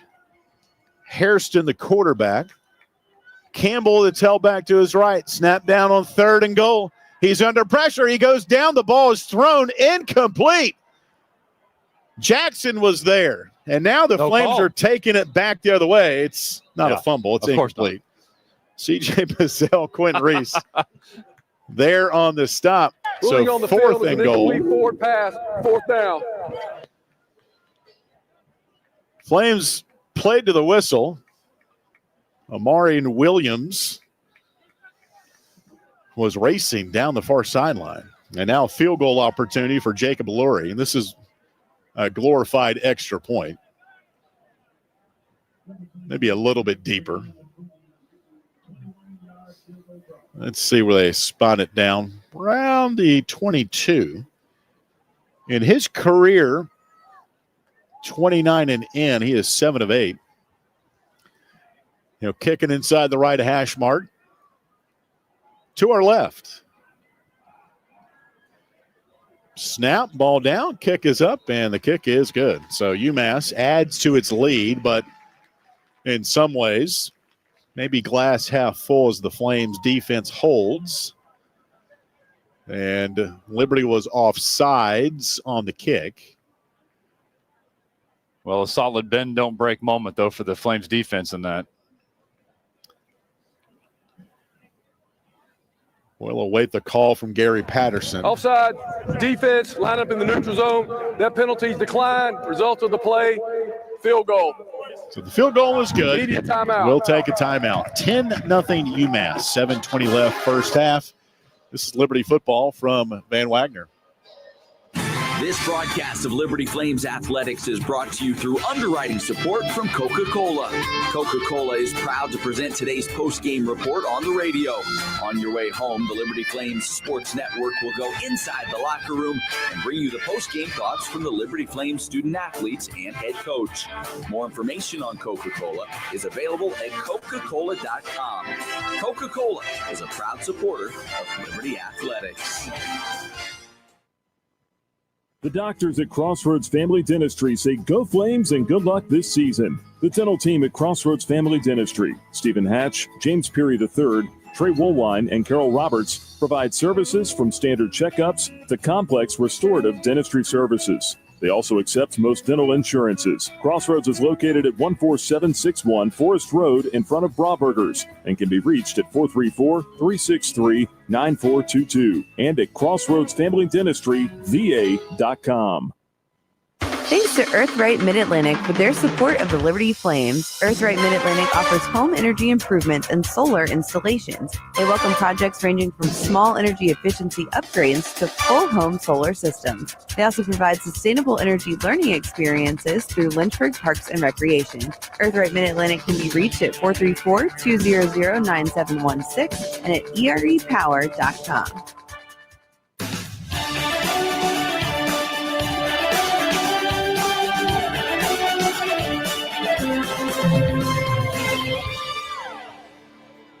Nothing UMass. Jacob Lurie, 22-yard field goal, capped a 13-play, 86-yard drive for UMass that was highlighted on a third and 6, 32-yard pass to T.Y. Harding.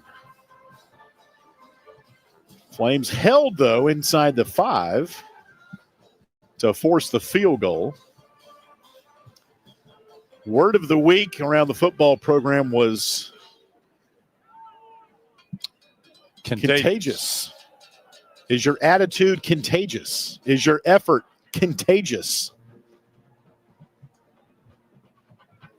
The word super carrier was used. Like, my positive attitude, be a super carrier of that. And we've seen that, AY, through certainly this season and last season, where the offense picks the defense up, the defense picks the offense up, but Flames kind of have their back against the wall here. Need to get some momentum going offensively. CJ Kaloji, number 95, kicking from our right to left. Juju Gray set to receive the kick from the 1 between the hash marks. He'll sprint to the left, 10, 15, slow down right around there.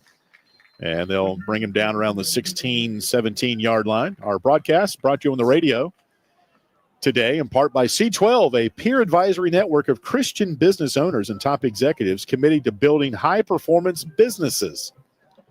More information is available, C12virginia.com.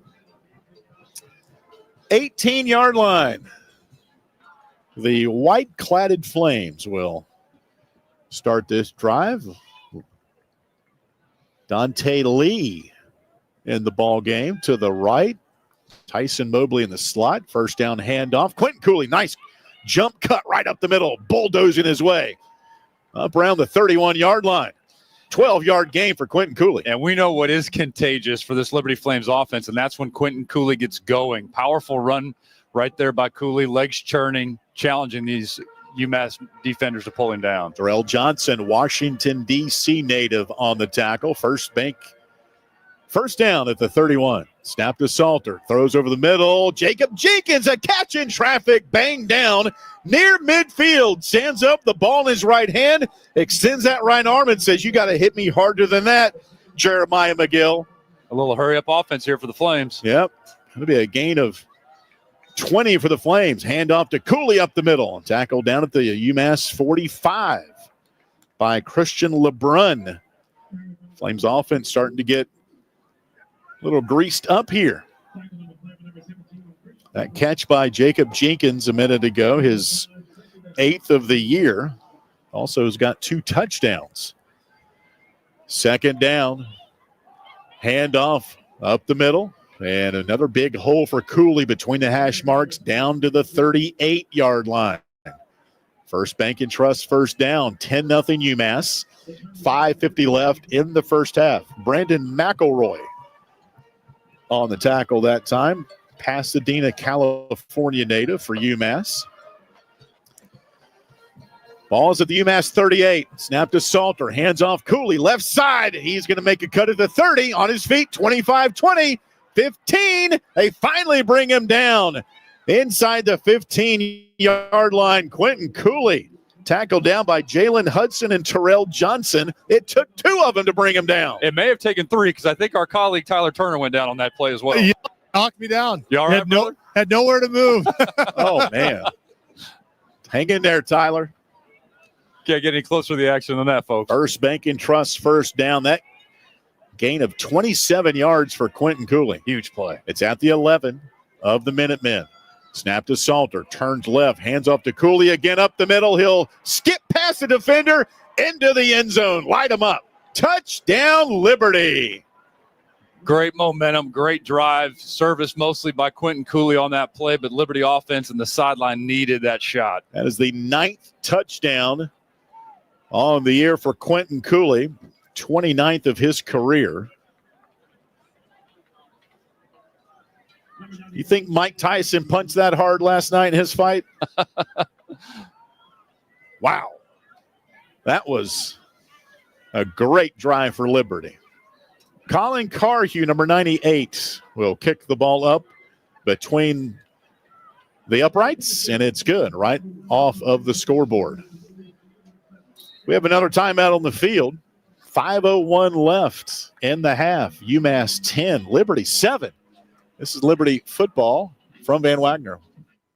Liberty Athletics thanks 11 West for their support of the Liberty Flames Sports Network from Van Wagner. 11 West offers screen printing, embroidery, promotional products, and flat printing. 11 West graphic design team creates custom apparel and promotional products. More information can be found online at 11west.com, by phone at 540-639-9319, or at their location in the New River Valley at 6598 New River Road in Radford. We thank First Bank and Trust for its support of Liberty Flames athletics. First Bank and Trust addresses the financial needs of the community through agriculture, business, personal, and mortgage lending. They offer checking and all their financial services at 2 branches in Lynchburg and more than 30 locations in Virginia, Tennessee, and North Carolina. First Bank and Trust can be reached at firstbank.com. Member FDIC, Equal Housing Lender.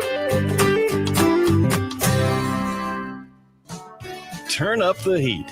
Foster Fuels is a proud partner of Liberty Athletics. Since 1921, Foster Fuels provides propane and gas services throughout Central Virginia and surrounding areas. From propane to fireplaces and tank installs to tankless water heaters. They also offer an app for requesting service, ordering fuel, and to pay your bill. Foster Fuels can be reached at fosterfuels.com.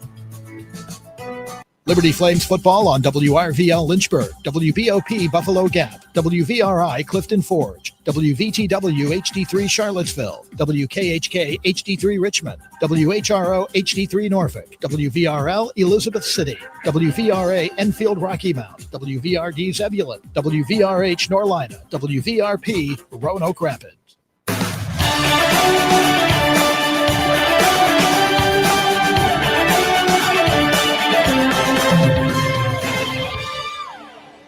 (10-7) UMass leading by 3. Liberty, much needed scoring drive, 6 plays, 82 yards. Quentin Cooley, 11-yard touchdown run. He skipped into the end zone after sidestepping a defender. Got a couple of shout-outs coming to some of our fans tuning in today.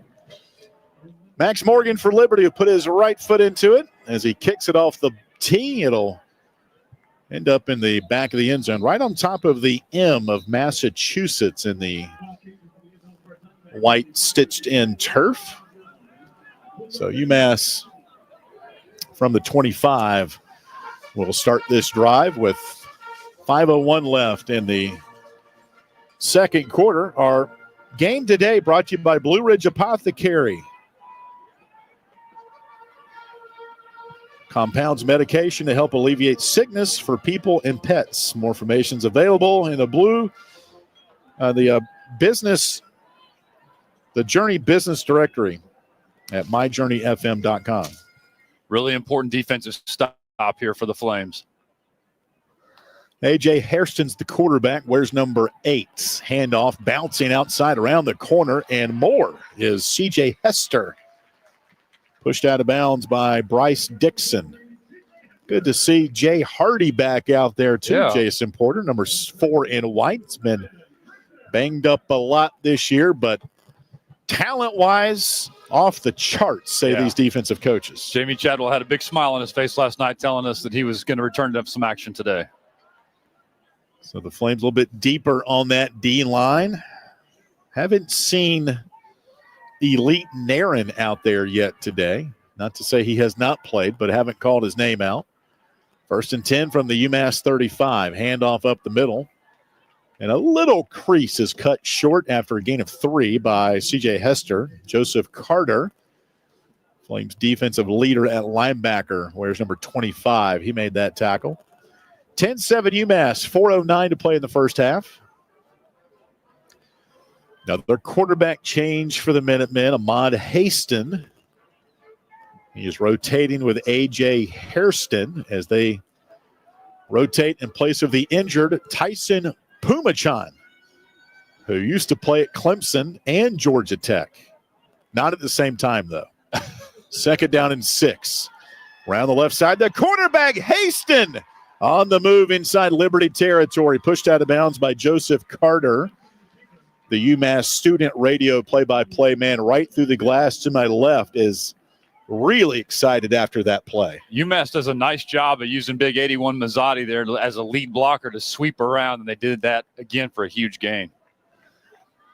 1st down and 10 for UMass. Another First Bank and Trust first down.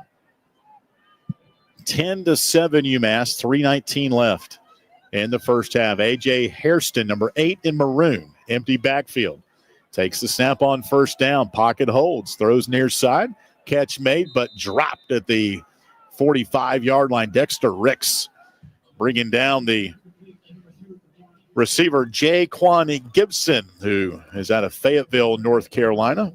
His first catch of the game, 19th of the year. It'll be a loss on the play. Nice play by Dexter Ricks. 2nd down and 14 for UMass. Back at the Liberty 46. 2 receivers left, 2 right. Hard count, ball snap, Flames move, throw downfield incomplete. And that's going to be offsides on Liberty. Jalen Lay was the intended target. Offside, defense, number 11, 5-yard penalty. Repeat 2nd down. That was C.J. Bazell, preseason Conference USA Defensive Player of the Year. Looked like C.J. Bizzell was coming in potentially on a blitz package there and just anticipated the play kind of a little too quickly. 2:34 left in the half. 10-7 UMass. Second down and 8 for the Minutemen at its own 45. Late blitz on the way. Throw, pass caught at the 35. Broken tackle by Harding as he races down to the 30. First down for UMass. Broken tackle. Brenton Williams had the tackle. Dexter Ricks had him wrapped up, but Harding able to escape. Not seeing as much pass rush collapse in the pocket here from the defensive line for Liberty as you'd like to see. Yeah, that O-line, we've talked about them. They're holding up pretty 2-minute well. timeout. And we hit the 2-minute timeout here in Amherst. No, technically not Amherst. Technically, we're in Hadley. It's a story we'll rehash at some point. 10-7 UMass. 2-minute timeout in the second quarter. This is Liberty football from Van Wagner.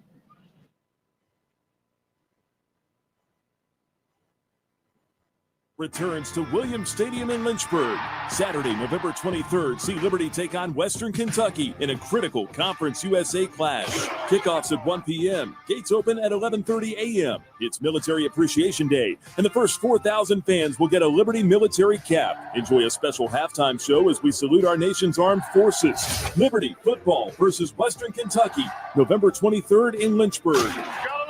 Tickets at lufootball.com. The Journey thanks Gentle Shepherd Hospice for their support. Gentle Shepherd provides Christ-centered hospice care in Southwest and Central Virginia. Their dedicated team of registered nurses, social workers, chaplains, and volunteers partner with physicians to meet patients' medical, emotional, and spiritual needs. Since 1994, the mission of Gentle Shepherd Hospice is to provide comfort, increase quality of life, and most importantly, inspire hope. They can be reached at gentleshepherdhospice.com or through the business directory at myjourneyfm.com. Frank Good Builders is a proud supporter of the Liberty Flames. Frank Good Builders and its partners design, build, and renovate custom homes in Lynchburg and the surrounding areas. From designing a plan to picking out fixtures, Frank Good Builders works with each client to create and renovate custom dream homes. Frank Good Builder, tradition, innovation, trust. Frank Good Builders can be reached at 434-238-3710 or visit frankgoodbuilders.com. Liberty Athletics thanks Frank Good Builders for their support of the Liberty Flames Sports Network from Van Wagner.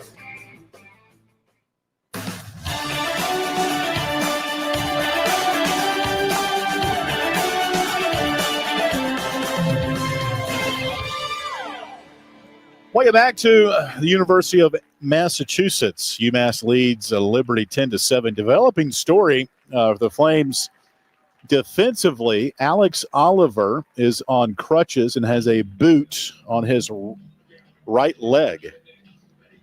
Flames already have tight end Bentley Hanshaw out of the game. He was carted off. He was injured in the first quarter. All right, first down for UMass. They're driving at the Liberty 29. A.J. Hairston, their quarterback. The tailback is C.J. Hester, sophomore from Cincinnati. Snap to Hairston. Play action. He's under duress. Out of the pocket to the left. Still throwing, and it's tipped away and complete. Corey Jones, nice play. That ball is intended for Dominic Mazzotti. I don't know if that was completed. That would have been a flag called. Yeah, it looked like he might have been past the line of scrimmage. Yep. It's incomplete nonetheless. 10-7 UMass, 1:51 left in the second quarter. Saw a little bit of Harrison's flex or dexterity there too, his athleticism in the backfield, able to avoid some of the Liberty linebackers. Ball spotted at the 29 of Liberty. Ahmad Haston rotates in at quarterback, number 5 in maroon. Takes the snap, little option play. He'll hesitate. Now he'll run in between the near hash and numbers to the 24. Picks up 5, whistled down below. And timeout. Liberty. That's their first Liberty calls timeout. 30, media timeout. Media timeout. All right, we'll take it with them, Gary. Gary Patterson, a referee today. 10-7 UMass. 1:41 left in the first half. 3rd and 5 coming up for UMass when we come back on Van Wagner. The Good Feet Store is a proud supporter of Liberty Flames Athletics. The arch support specialists at the Good Feet Store offer customized arch support options to help with foot, knee, and back pain. Every Good Feet location offers arch support in a range of styles and sizes. The Good Feet Store is located at Ward's Crossing in Lynchburg and online at goodfeet.com. Thank you to the Good Feet Store in Lynchburg for supporting the Liberty Flames Sports Network from Van Wagner. Thank you, Haley's Appliance and Haley's Outdoor in Lynchburg, for being a proud sponsor of the Liberty Flames Sports Network. Haley's Appliance offers major brands of appliances and outdoor equipment, including Husqvarna Power products. They also provide delivery and service for all of the products they sell. Haley's has 2 store locations in Lynchburg, Haley's Appliance on Fort Avenue and Haley's Outdoor at 55 Hicks Road. They can be reached at haleys.com. Ironclad Coffee Roasters and Baking Company is a proud underwriting partner of the Liberty Flames Sports Network from Van Wagner. With cafes in the Richmond area and Richmond International Airport, Ironclad Coffees offers specialty coffees from around the world, including the House of User Blend and Steam Engine Blend. Ironclad Coffee also offers bakery items such as muffins, sticky buns, and more. For more information on Ironclad Coffee Roasters and Baking Company, you can visit ironcladcoffee.com.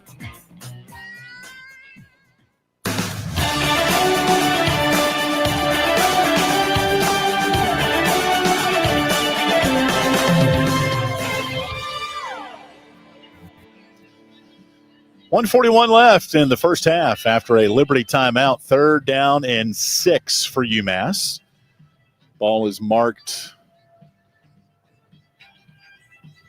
right around the 24-yard line. UMass will have 3 receivers to the right as they charge in towards their football center to our left, which is occupied by about 5 or 6 rows deep. A lot of fans on that second deck of the gray football building.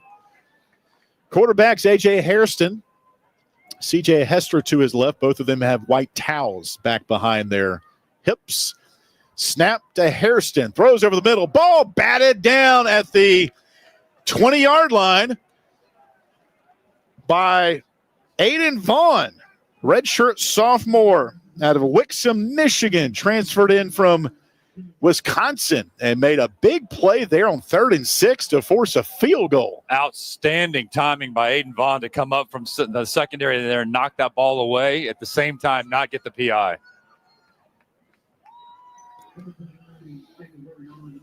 So now field goal opportunity for Jacob Laurie of 43 yards inside the left hash. The wind may play havoc with it. Snap, ball down, kick on the way, floating up, and it is good. Barely. Wow. I mean, barely. Yeah. But it's good nonetheless. So from 43 yards out, UMass adds to its lead again, 13-7 on the second field goal today for Laurie. He also had 2 against Mississippi State a couple of weeks ago in their last game.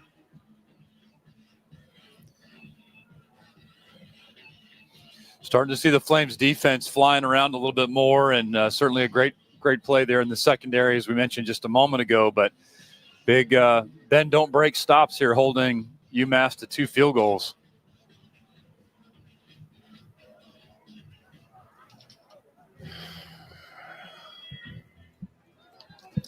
So Liberty will get the ball back with a couple of timeouts left, trailing 13-7. Liberty, though, will get the ball to start the third quarter. We'll get a word or two from Jamie Chadwell coming off the field. The Flames locker room to our right.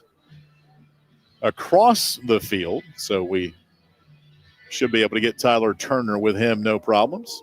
Here's the CJ Kaloji kickoff. It's short. Running up to the 8 is Juju Gray. Up the middle goes Juju and almost broke it.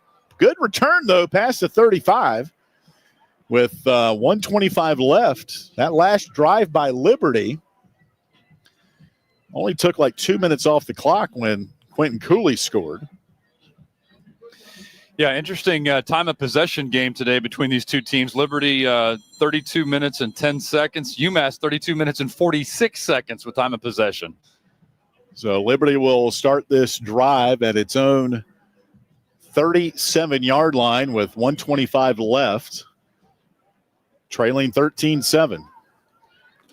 Snap to Salter. Looks right now, runs up the middle, 40, and slides down at midfield. He should have a first down. The clock will stop momentarily inside 2 minutes of each half. And Liberty to the line at the 49-yard line.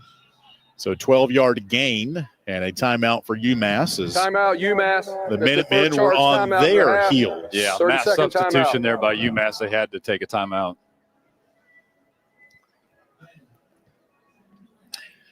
So that officially was a 43-yard field goal by Laurie. That was a 9-play, 51-yard drive. So Liberty with time to spare here, 1:15 left. You'd like to get some points going into halftime and make some adjustments and really get a good start third quarter. Liberty, the last few games, has not started well in the third. They were up at Middle Tennessee last week, but tied at the half, 14 apiece, Kennesaw and Jacksonville State. And again, it coincides with 4 straight coin flips that Liberty has won, so they will get the ball to start the third, but you want to get some points here. Out of the timeout, 1st and 10 from the Liberty 49. 2 receivers each way. Snap to Salter, blitz on the way. Caden loses the ball in the backfield. He tried to throw it.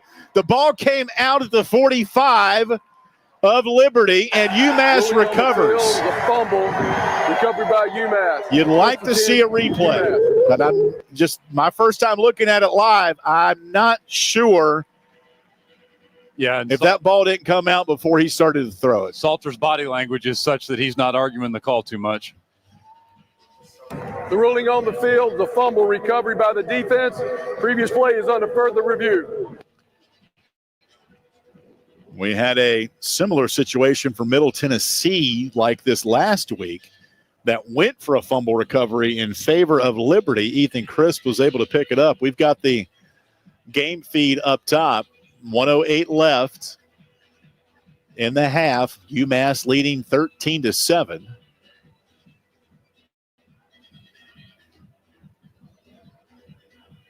Nice pursuit there by the defensive lineman for UMass to get to K-Salt before he could get rid of that football. And to be honest with you, I don't say this much. Liberty lucky that it's even 13-7 because the defense has had to really bail out this offense a couple of times, including a 4th down stop at the Liberty 16.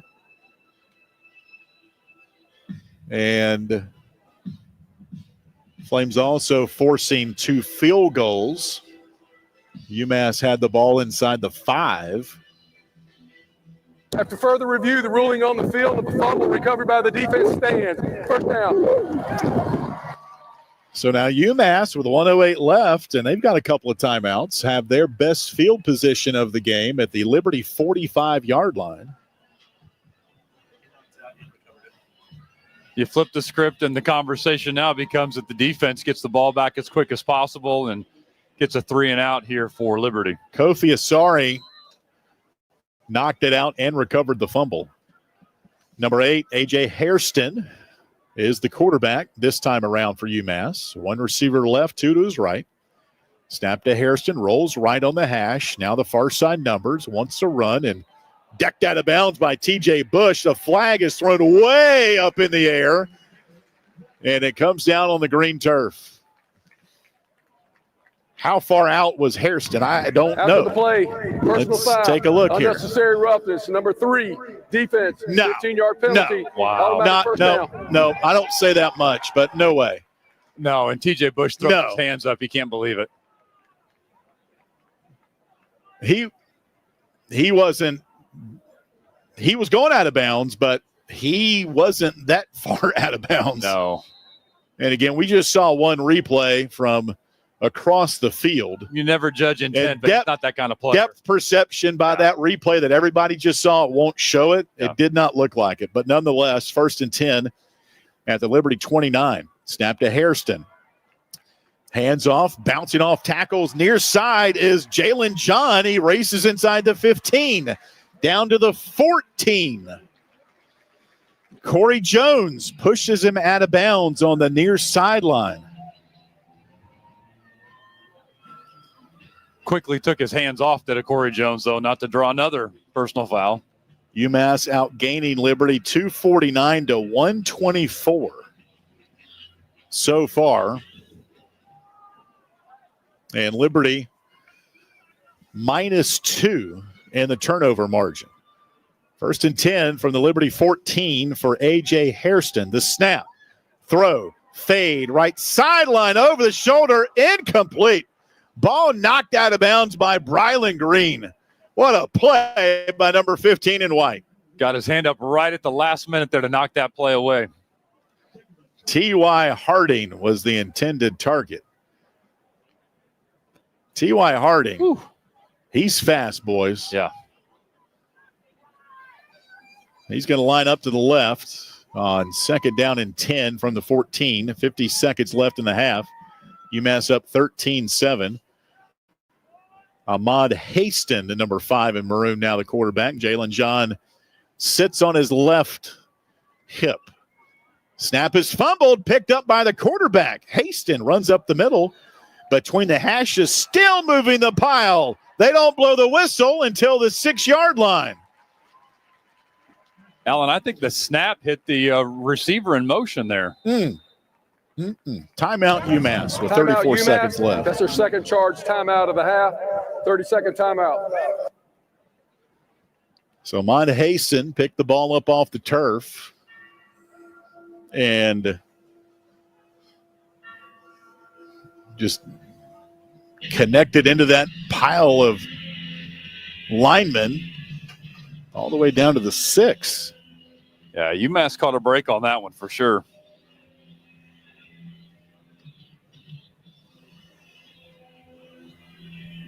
(13-7) UMass. 34 seconds left in the second quarter. Flames will come back out from their far sideline. Flames have had some success inside this red zone defensively outside of the first UMass score, which was a touchdown. Flames have forced 2 field goals here in the second quarter. See if they can hold them again. It's 3rd down and 2 from the 6-yard line. Hairston, the quarterback. John behind him. The snap to the quarterback. Handoff to John. He'll have the first down. He's down at the 1. Jamar Brown is the tackler that time. Linebacker for Liberty. 1st and goal for UMass at the 25. UMass lining up. Flames defensively, getting some new guys in. Hairston, the quarterback, gets the snap, and he fakes it and keeps it himself around the right side. He's in for the touchdown. A.J. Hairston, true freshman, with his first career rushing touchdown. And UMass has a double-digit lead on Liberty, 19-7. We mentioned it a couple times. Hairston's a big guy, 6'3", 215, a fairly easy quarterback keeper for him for the touchdown. So this is off of the Liberty turnover. Caden Salter fumble at the Liberty 45. Jacob Laurie in for the point after. Snap, ball down, kick floats up through the uprights, and it is good. With 10 seconds left in the half, our new score, UMass 20 and Liberty 7.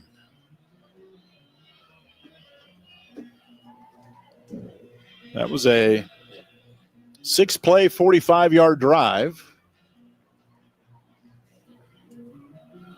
And aided on a personal foul penalty on T.J. Bush.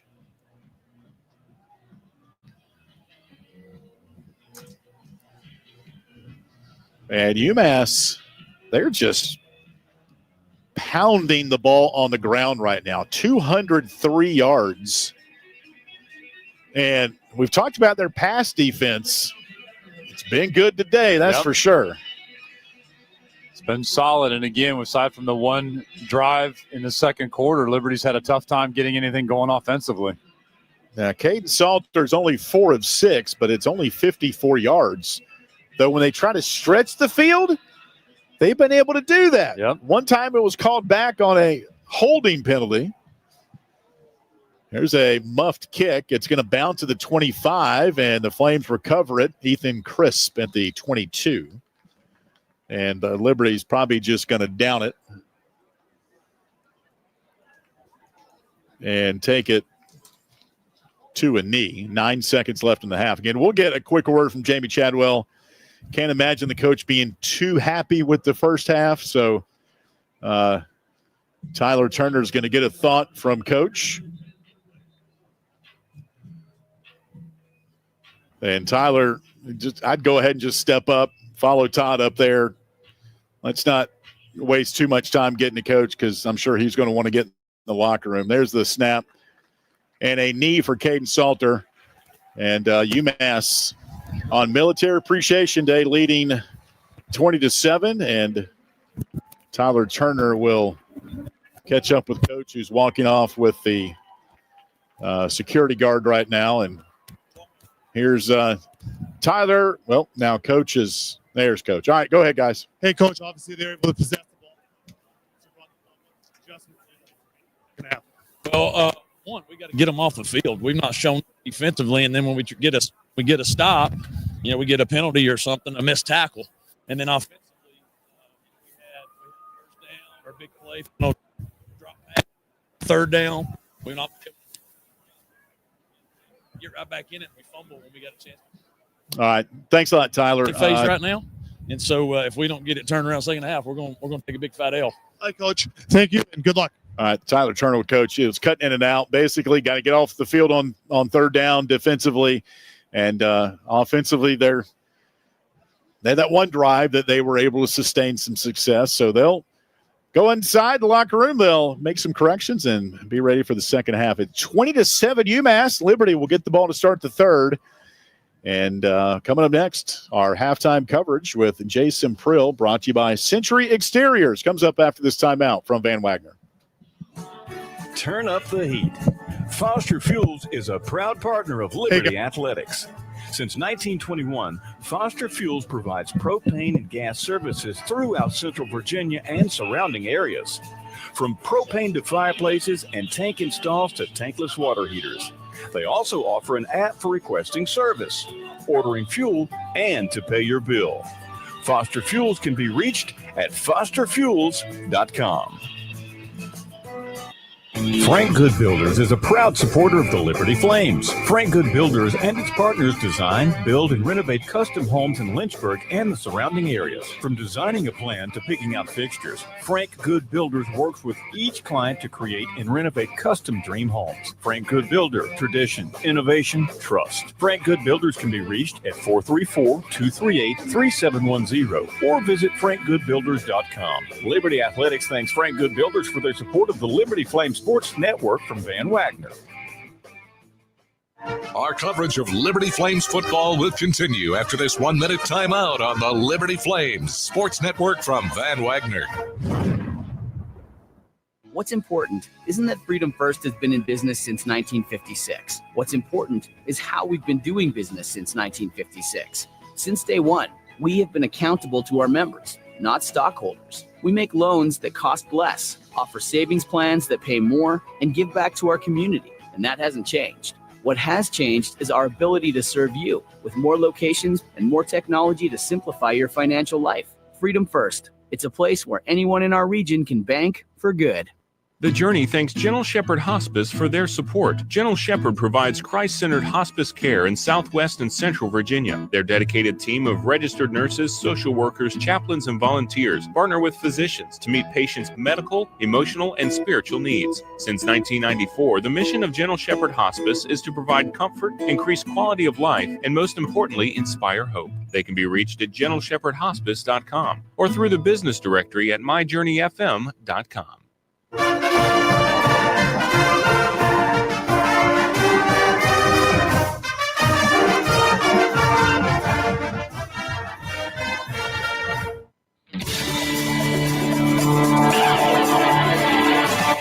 It's halftime on the Liberty Flames Sports Network from Van Wagner. And time now for the Century Exteriors halftime report. Coming up, a complete recap of the first half. And Larry's Tire and Auto Repair presents the first half statistics. But first, a check of the Frank Good Builders out-of-town scoreboard. Snap to Salter, turns left, hands off to Cooley again up the middle. He'll skip past the defender into the end zone. Light him up. Touchdown, Liberty. Great momentum, great drive, service mostly by Quentin Cooley on that play, but Liberty offense and the sideline needed that shot. It was a relatively quick-moving first half in Amherst, Massachusetts, but that moment feels like a long time ago as UMass leads Liberty 20-7 after double-dipping right before the half as they hold the 13-point lead over the Liberty Flames. Jason Prill here with you, anchoring the halftime coverage as we get you all set for the second half. We'll toss it back out to AY in just a few minutes to take a look at the first half statistics. But right now, let's scan the country for what's happening in the Frank Good Builders out-of-town scoreboard. We'll actually start first in the Liberty family. One game going on currently. That's the women's team. They are in Knoxville taking on Tennessee.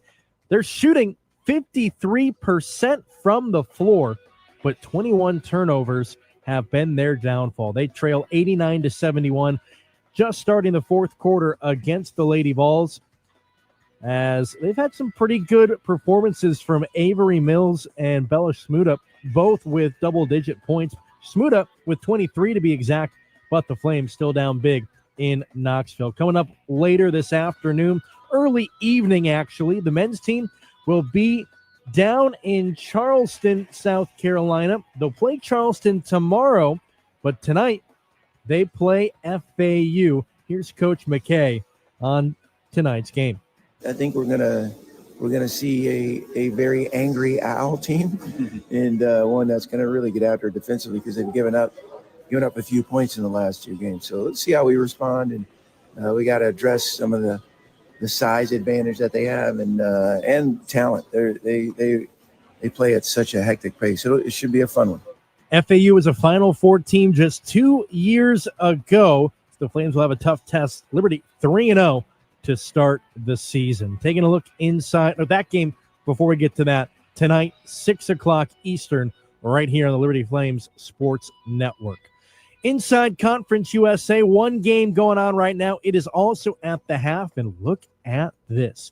Louisiana Tech, they lost on not a buzzer beater of sorts, but a last-second Hail Mary by Jacksonville State, sent it to overtime. Then they would lose in OT. The Bulldogs, they are still hungry.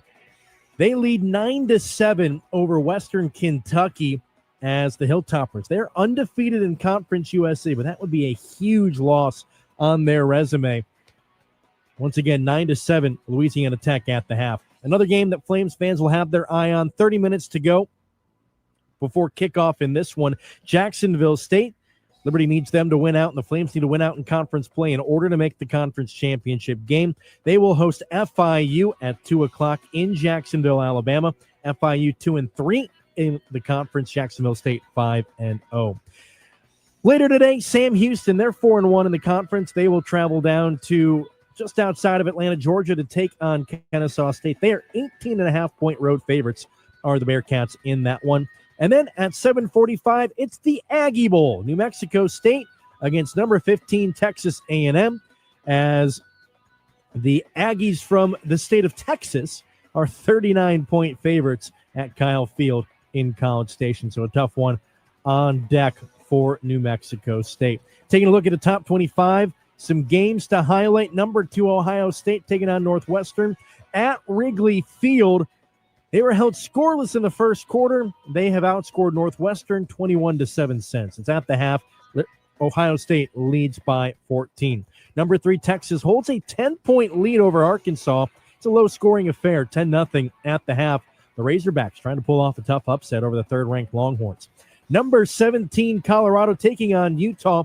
The Utes athletic director last week complaining about the officiating. Well, this time it wasn't really the officiating that caused any problems. Bolmeister gets it away. Let's see if Lajante's got a chance, and he does from the 24. Straight ahead, big hole, running at the 40, 45, 50, cuts off to his left. There he goes, 25, 20, 15, 10, 5, touchdown. Touchdown, Colorado, 76 yards, Lajante Wester. And when this game's over, I'm going to Vegas. Mark Johnson of Learfield on the call for Colorado. They lead at 14-6 over the Utes.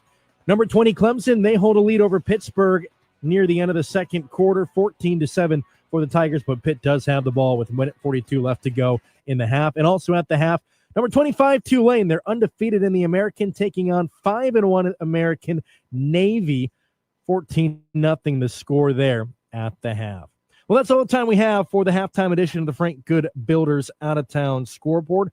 Liberty, once again, still trailing it 20-7 against UMass up in Amherst. We'll toss it back out to Alan York after this timeout on Liberty Flames Sports Network from Van Wagner.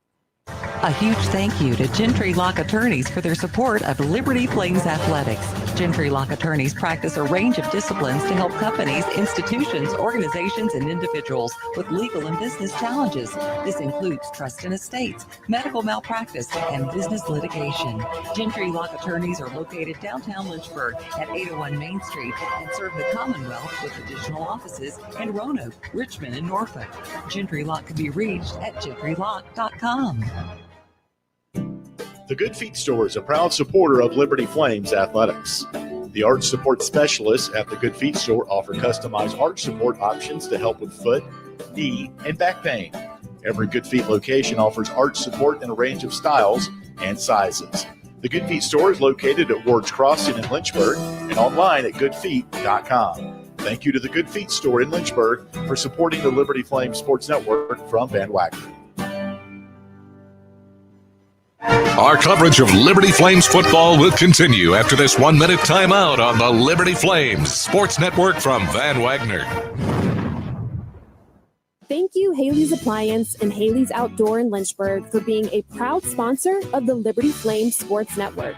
Haley's Appliance offers major brands of appliances and outdoor equipment, including Husqvarna Power Products. They also provide delivery and service for all of the products they sell. Haley's has 2 store locations in Lynchburg, Haley's Appliance on Fort Avenue, and Haley's Outdoor at 55 Hicks Road. They can be reached at haleys.com. Ironclad Coffee Roasters and Baking Company is a proud underwriting partner of the Liberty Flames Sports Network from Van Wagner. With cafes in the Richmond area and Richmond International Airport, Ironclad Coffees offers specialty coffees from around the world, including the House of User Blend and Steam Engine Blend. Ironclad Coffee also offers bakery items such as muffins, sticky buns, and more. For more information on Ironclad Coffee Roasters and Baking Company, you can visit ironcladcoffee.com.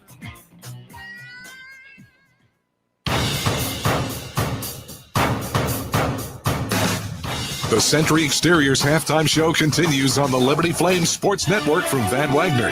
Time now for the halftime statistics, presented through underwriting support from Larry's Tire and Auto Repair. Halftime here at UMass. UMass 20 and Liberty 7. Quick update of our Frank Good Builders Out-of-Town Scoreboard. Update from Knoxville. Liberty women's basketball, high-scoring affair, Tennessee 100. And Liberty 82. Bella Smuda, 25 points to lead Liberty in that ball game with 6 minutes left on Rocky Top.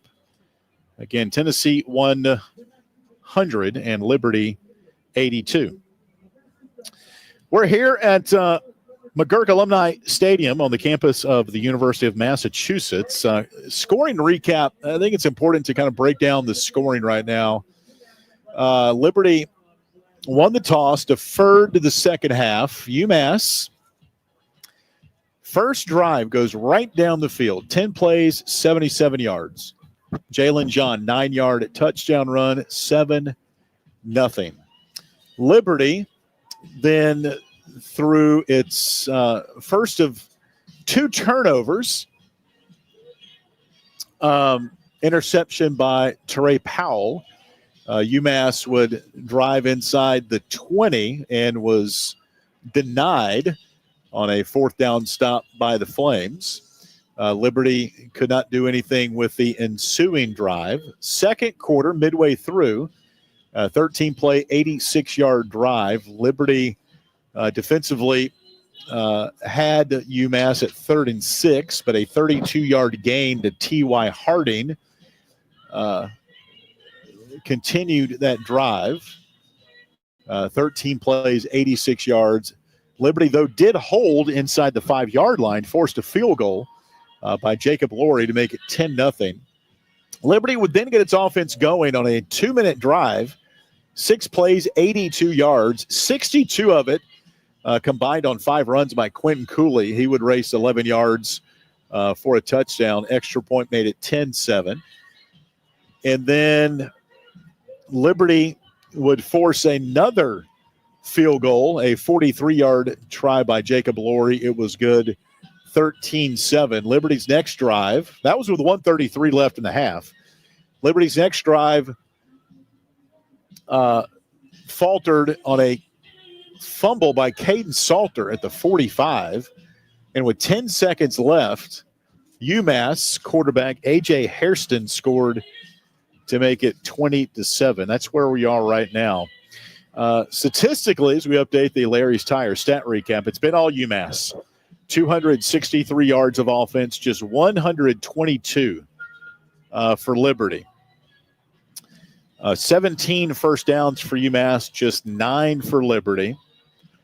You heard Jamie Chadwell coming off the field. Flames got to get off on 3rd down. UMass 3 of 6 on 3rd down. The Minutemen have run 41 plays, only 22 for Liberty.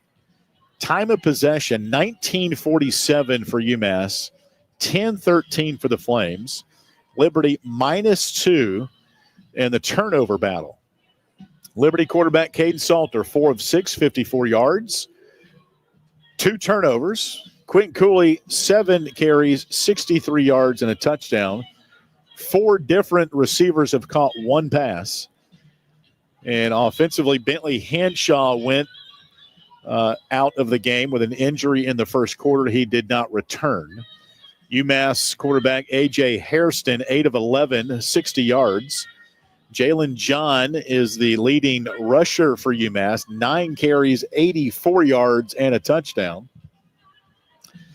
And 3 different receivers have caught a ball for the Minutemen. Defensively, Liberty led in tackles by Corey Jones, 6. He's also got a tackle for loss. Jerome Jolly, C.J. Bazell, Joseph Carter, all with 5 tackles for Liberty. And UMass has a couple of players with 3 tackles apiece, Christian LeBrun and Jarrell Johnson. Our score at the break, Liberty 20, check that, UMass 20, and Liberty 7. Flames ball to start the 3rd quarter. When we come back to Amherst, Mass. On the Liberty Flames Sports Network from Van Wagner.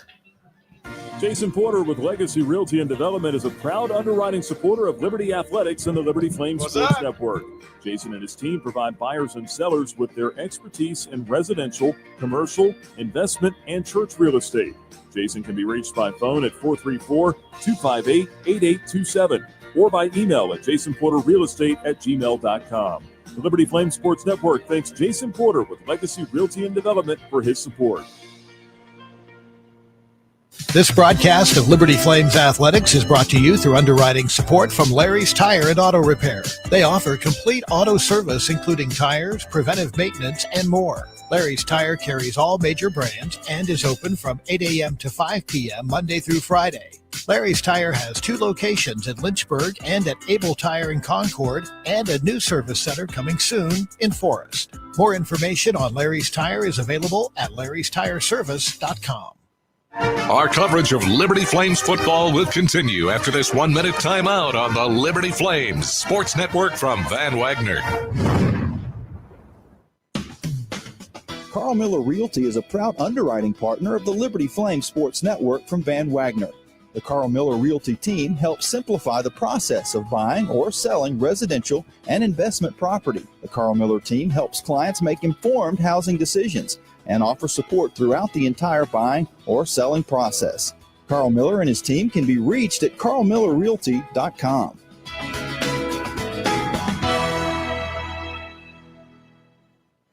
The countdown to kickoff is on. Whether you're a lifelong Flames fan or just jumping on the bandwagon, be early, be loud, and wear red. The Liberty Bookstore is an official destination for licensed Flames gear like Nike, Vineyard Vines, Peter Millar, and Cutter and Buck. The Liberty Bookstore also offers tailgating supplies and games including cornhole, tailgate tents, and handcrafted steel fire pits. The Liberty Bookstore is located across from Williams Stadium and online at libertyflames.com.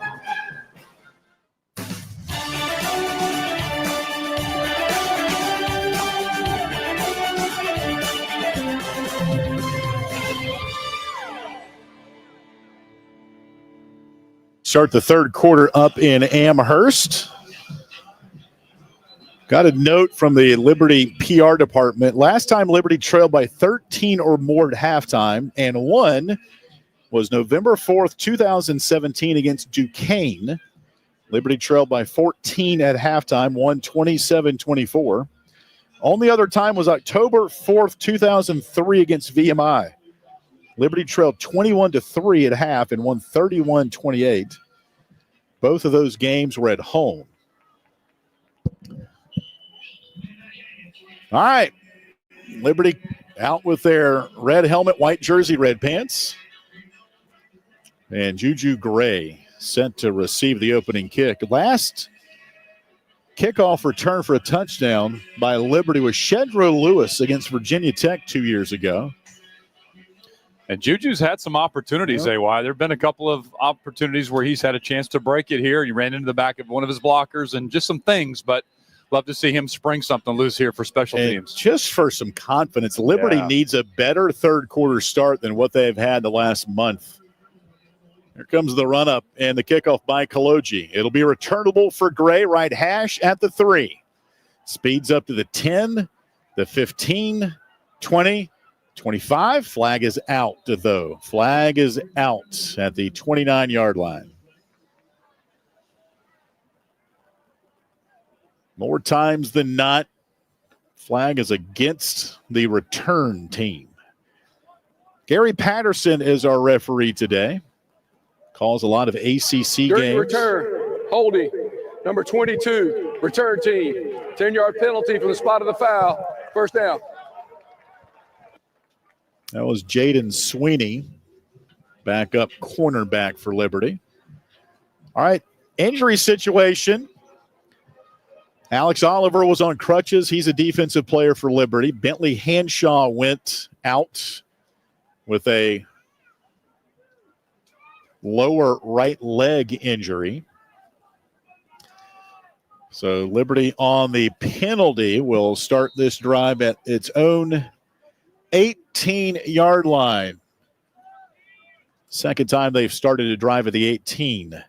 First down, play action, throw middle, pass caught on a spin at the 33 and up around the 34-yard line was Tyson Mobley.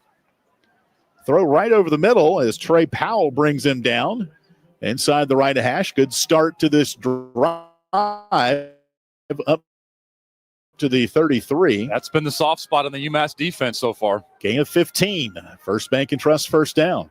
Snap to Salter. Throw again, and a miscommunication with the Flames. And Tyson better be careful. That ball was coming right at him, and he hit his defender and kind of stood over. They throw flags for that, Absolutely. But he walked away. It'll be incomplete, and Powell again on the coverage. It looked like Salter was expecting him to kind of curl, but Mobley didn't know it was behind him, I don't think. Mobley did not figure, at least to himself, in that package. Second down and 10 for Liberty at the 33. First drive of the third. Snap to Salter. In the pocket, right hash, throws it over the middle. Caught by Canyon into UMass territory at the 48. Tackled down by his shoe tops by Isaiah Rutherford. And here come the Flames on this drive here. See some speed here again with Liberty on the offense. Snap back to Salter.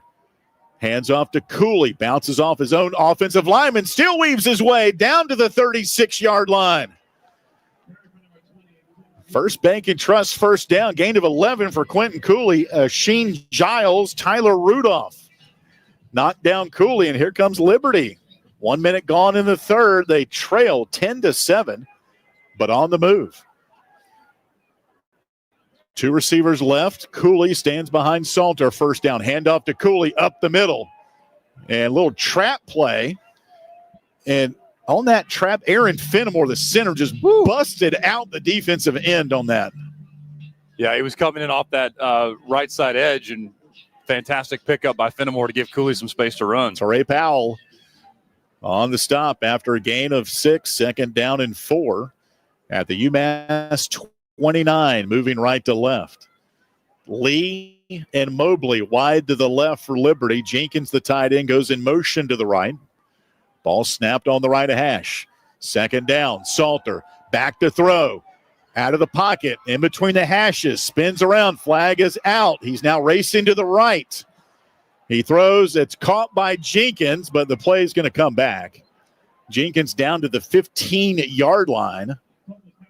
That flag came out quick. Yeah. Holding. Number 76. Offense. 10-yard penalty. Repeat second down. John Paul Flores.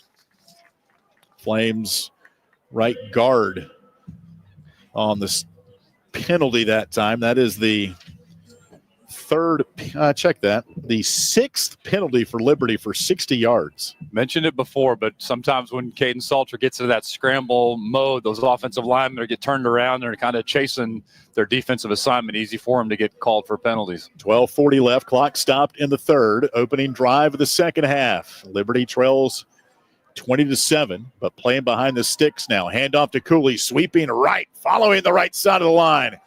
He almost picked up the first down. Yeah. He picked up around 12. Giles and Darion Craig on the stop. So now a little manageable play to get the first down now for Liberty on 3rd and 2.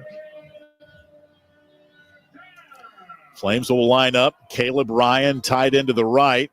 Double stacked out there with Canyon. Mobley to the left. Snap to Salter. 3rd and 2. Quentin Cooley gets the handoff in a big surge right down the right hash. He'll pick up 4 and a Liberty first down. Darion Craig, junior from Boynton Beach, Florida, on the stop for UMass, who's clad in maroon from head to toe. Seeing more up-tempo offense here coming out of the gate for Liberty, understandably, but it's also keeping UMass a little on their heels. On their heels. Sense of urgency for Liberty now at the 24, down 20-7.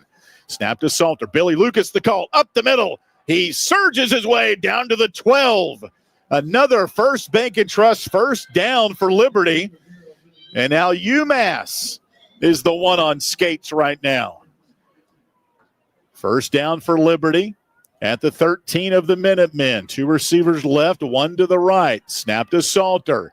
Hands off to Billy Lucas. Chopped down immediately at the line of scrimmage at the 11. He'll pick up a couple to bring up second down and 8. Darion Craig, a very active defensive series for UMass, and they've got a injured player who just hit the deck.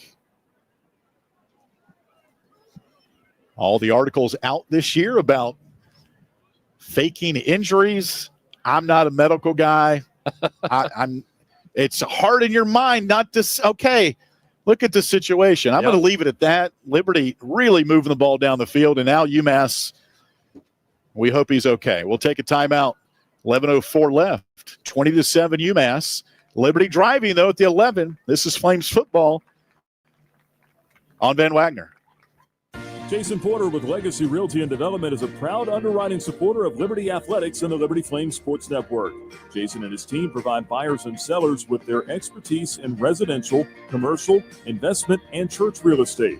Jason can be reached by phone at 434-258-8827 or by email at jasonporterrealestate@gmail.com. The Liberty Flames Sports Network thanks Jason Porter with Legacy Realty and Development for his support.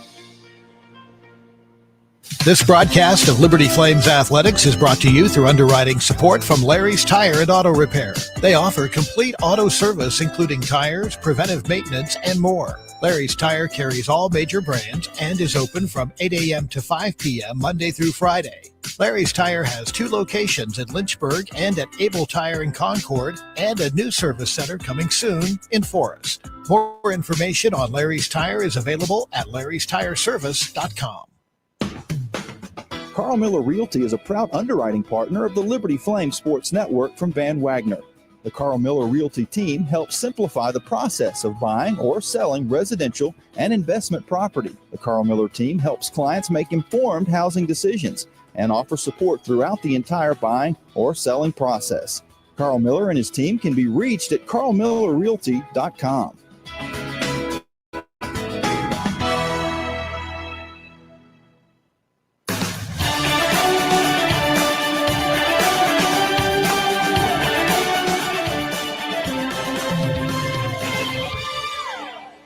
.04 left in the third. Liberty driving down 20-7 at the 11. Tyler Turner, quick check of the Carter Bank sideline. They pretty upbeat right now?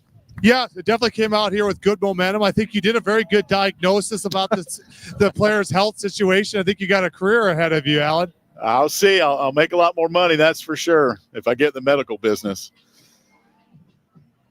There's the start back of the game.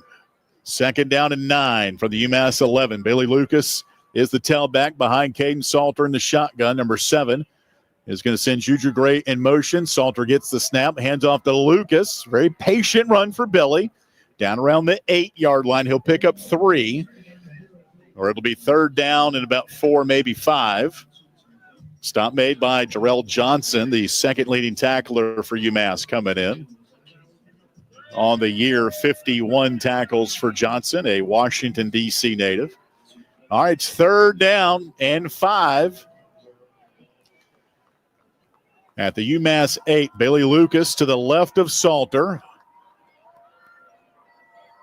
Salter sends Mobley in motion. Salter gets a snap on 3rd down, dances out of a tackle, now races left, has green turf to the 10, to the 5, stretches pylon, he knocked it down, and he's going to be out. It'll be a 1st down play coming up. Caden Salter escaping. Now they're going to call a touchdown.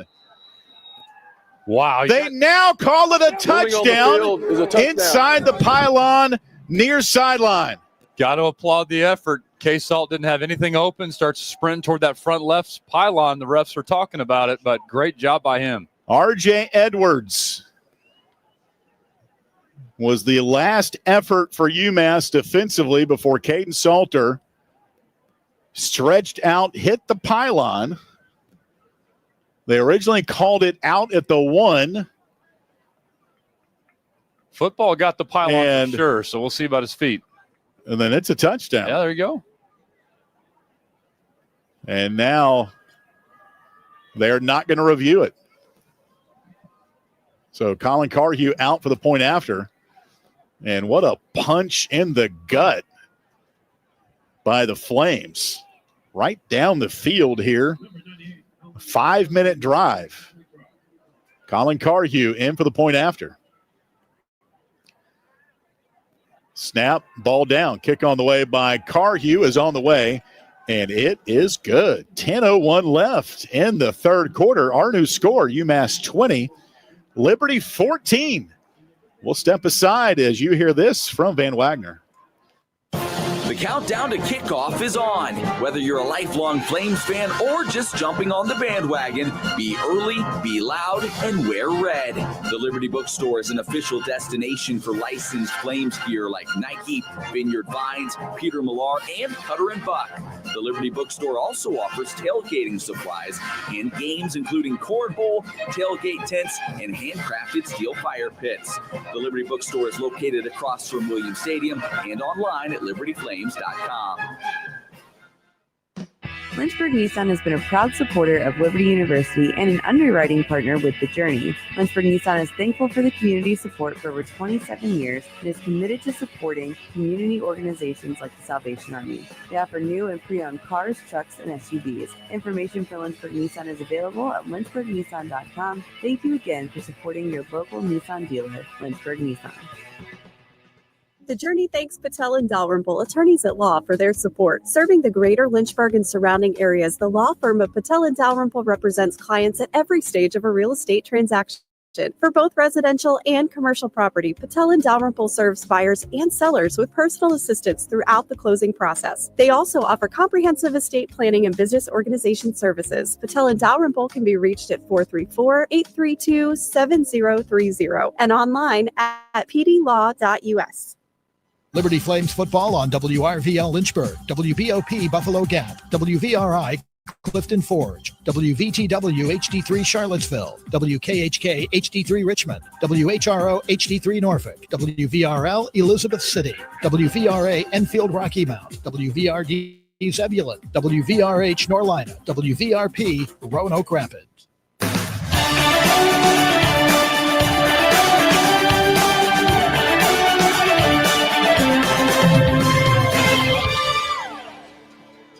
.01 left in the third. Liberty, 11 plays, 82 yards on the drive. That took 4 minutes and 59 seconds off the clock. Caden Salter, 8-yard touchdown run. Really windy up here today. Max Morgan now will utilize one of his special teamers to hold the ball. I think that was Dexter Ricks,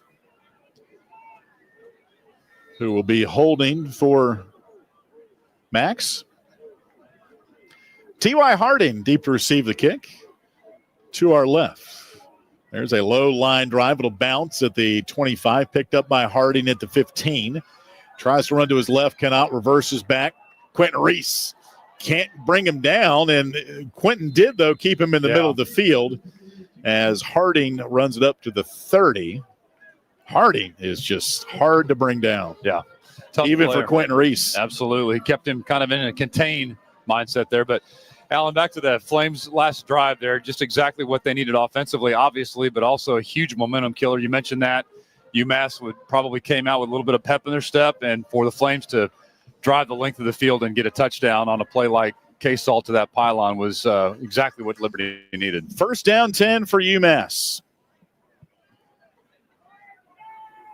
Quarterback A.J. Hairston wears number 8, has a pair of black leggings on below his maroon breeches. There's the snap. Play action, wants to throw and goes up top. Home run ball left sideline, incomplete. Oh, man, no flag is out.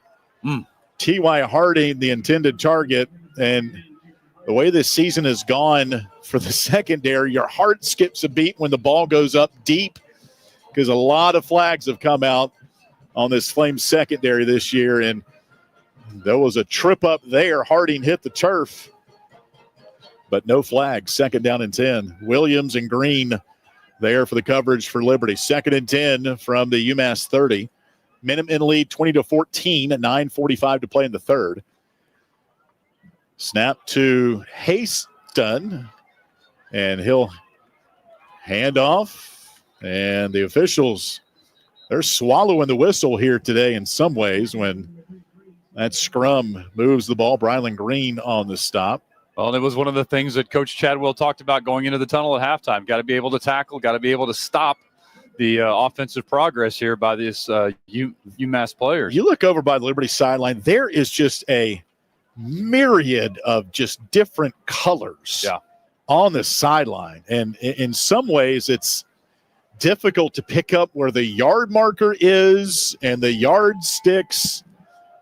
It's amazing. It's 3rd down and 3 at the UMass 37. Snap to Hairston, throws middle, diving attempt incomplete. Quentin Reese had the coverage of Sterling Galbin. Galbin's been blanketed all game long, and Liberty's defense forces a 3-and-out to start the 3rd. Yeah, that ball came in hot, but great play by Quentin Reese to be again right on his right hip and got his hand in there. First punt of the day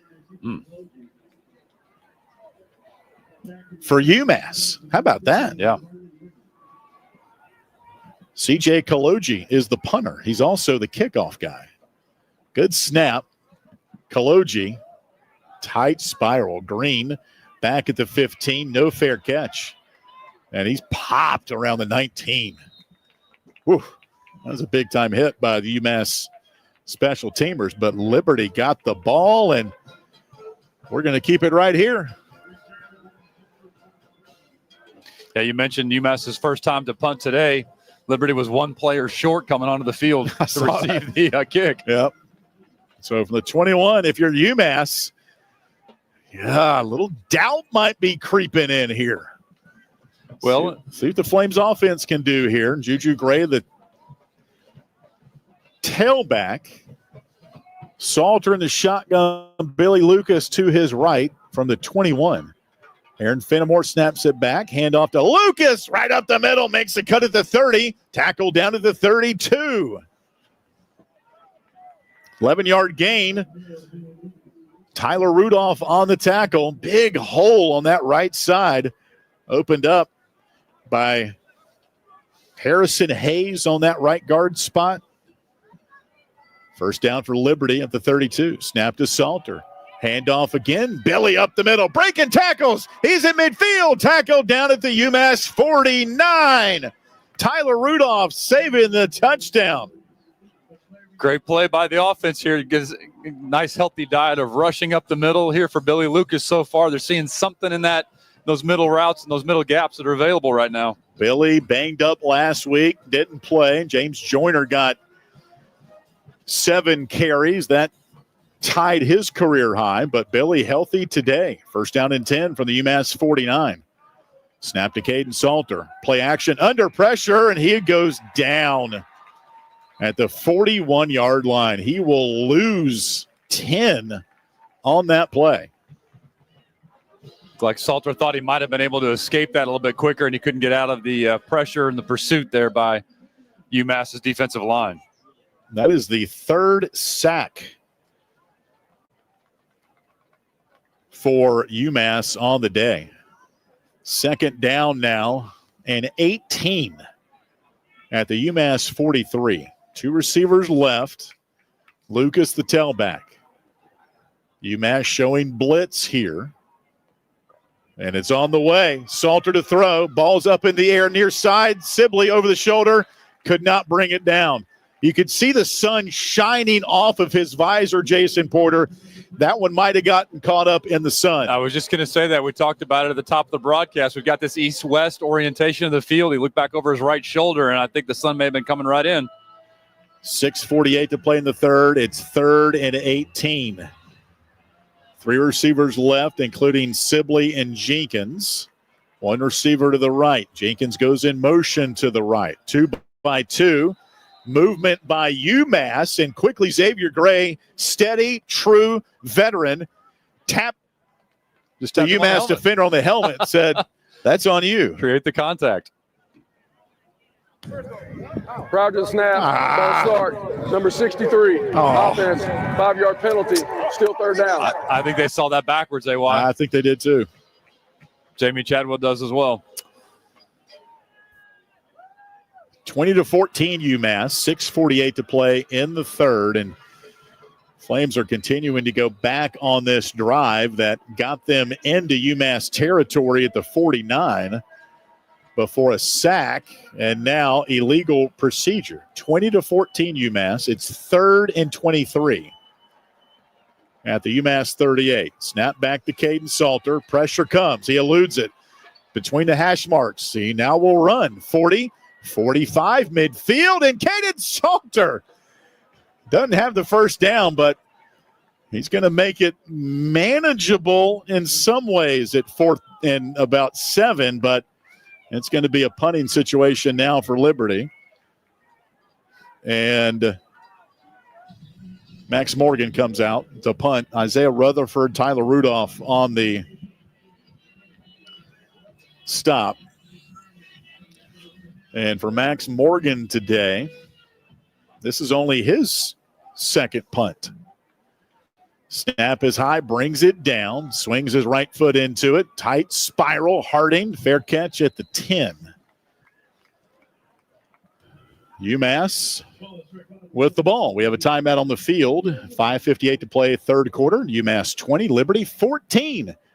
This is Liberty football from Van Wagner. Flames Nation, Liberty football returns to Williams Stadium in Lynchburg. Saturday, November 23rd, see Liberty take on Western Kentucky in a critical Conference USA clash. Kickoffs at 1 p.m. Gates open at 11:30 a.m. It's Military Appreciation Day, and the first 4,000 fans will get a Liberty military cap. Enjoy a special halftime show as we salute our nation's armed forces. Liberty football versus Western Kentucky, November 23rd in Lynchburg. Tickets at lufootball.com. The Liberty Flames thanks Segra for their support. Segra collaborates with businesses to offer cloud, security, voice and data technology, and connectivity solutions. Segra provides these broadband and data security solutions throughout the Mid-Atlantic and Southeast and can be reached at segra.com. Segra, a proud underwriting partner of the Liberty Flames Sports Network from Van Wagner.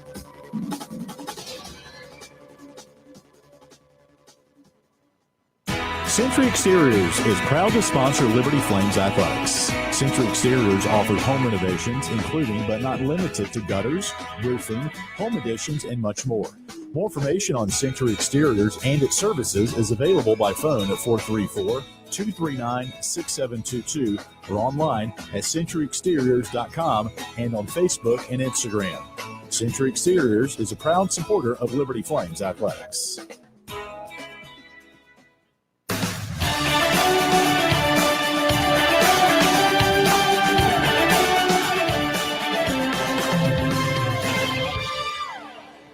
.558 to play in the third quarter. UMass 20, Liberty 14 today.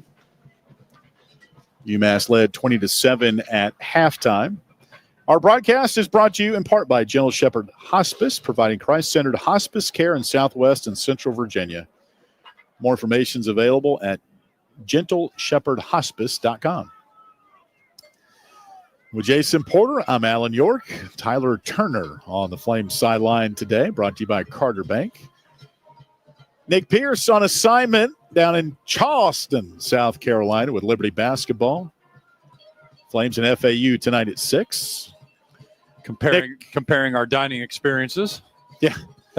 Nick also has the tough assignment in St. Thomas next weekend, as we'll have Liberty and Western Kentucky. First down handoff up the middle. TJ Bush making the stop on the run by Jalen John, who had a touchdown in the first half. John, 84 yards on the ground so far. His career high today and counting. Before that, it was 71 against Colorado when he was playing for Arizona a few years back. No primetime, though. That was before that. Second down and 7. Handoff. John again up the middle. Slices his way up to the 19. He will be short. It'll be third down. And a Liberty D lineman slow to get up, holding his left elbow. Liberty player. Looks to be Bryce Dixon. He is sitting down on his backside. He is sitting up, but just holding his left elbow. Not really moving anything, but just waiting for the training staff to come out and help him out. It's going to be really important for this Liberty defense on this particular drive and the ones coming forth in the second half here to get this UMass offense off the field. UMass had almost 20 time of possession for them in the first half was almost 20 minutes. So got to make sure they're limiting UMass to 3 and outs. Bryce is up now, walking off under his own power. Elias Levenway has been busy today. Yeah. Liberty trainer. We had a great 15, 20-minute convo with Elias last night in the hotel.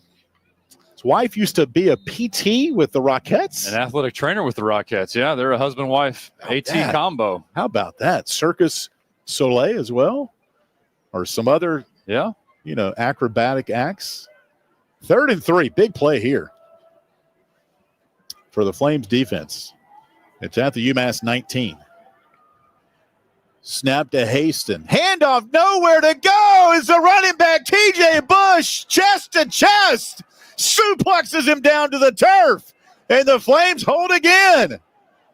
Jalen John went nowhere. We know that this defensive line is capable of some big plays and led by number 3, TJ Bush.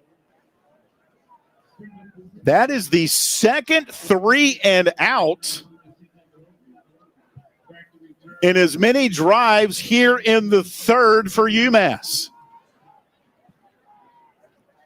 CJ Kaloji to punt inside his own 5.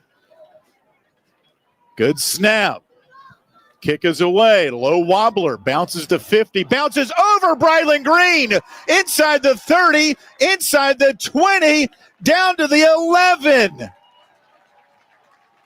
That punt was a low-line drive. It bounced right over Brylan Green. And the movement on that football, AY, it wasn't even sort of signaling, for lack of a better term, that it was going to take that kind of a hop. And it just, oh, man, a UMass bounce for sure. That bounce right around the 40-yard line,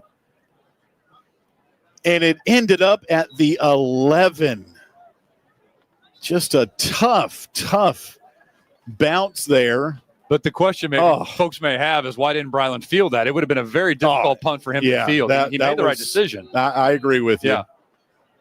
The way that thing was bouncing, it would have been difficult for him to pick up. Quentin Cooley now the tailback. Option on first down. Pitch to Von Blue downfield. He's at the 15 up to the 17 following Jack Tucker as the escort there on the left side. Tucker, the left tackle. Jarrell Johnson on the stop on the near sideline. 20-14 UMass, 3:32 to play in the third. Haven't seen as much option today as we did in Murfreesboro last week. We'll see if the Flames dial that up. 2 receivers wide right, Canyon and Mobley on 2nd down and 3. Ball's at the 18. Snap to Salter, turns right, play action in the pocket, rifles it right side, incomplete. Coverage on the play by Arsene Giles. Tyson Mobley could not bring it in. It was a little high throw there by Caden. It's now 3rd down and 3. Liberty on 3rd down today. 3 of 7. They converted 2 third downs on their scoring drive to begin the third. 3 receivers wide right on 3rd and 3 at the 18. Fenimore snaps it back. Salter to throw. In the pocket. Tosses to Jenkins, the tight end. The first down. Tackled at the 23 as he takes a tumble as he's chopped down by Giles. Big 3rd down conversion to Jacob Jenkins, the tight end. Little crossing pattern. And a new set of downs for Liberty. Jenkins is having himself a day today, making 2 huge catches. That one equally as big as the one in the first half. Second catch for Jenkins, 27 yards on the day for the tight end. At the 25, Quentin Cooley, the handoff. Right side. He'll pick up about 5 on the play. Good surge there behind the Flames' offensive line. And there right now for Liberty, Austin Anderson, redshirt freshman on that right side of the line. The refs missed a pretty obvious face mask on Cooley on that one. 2nd down and 6. That's Tyler Turner on our Carter Bank sideline. Snap to Salter. Throw near side. Caught by Mobley. Found a little crease. He's up around the 40. First Bank and Trust first down. Good rifle and toss there by Caden Salter.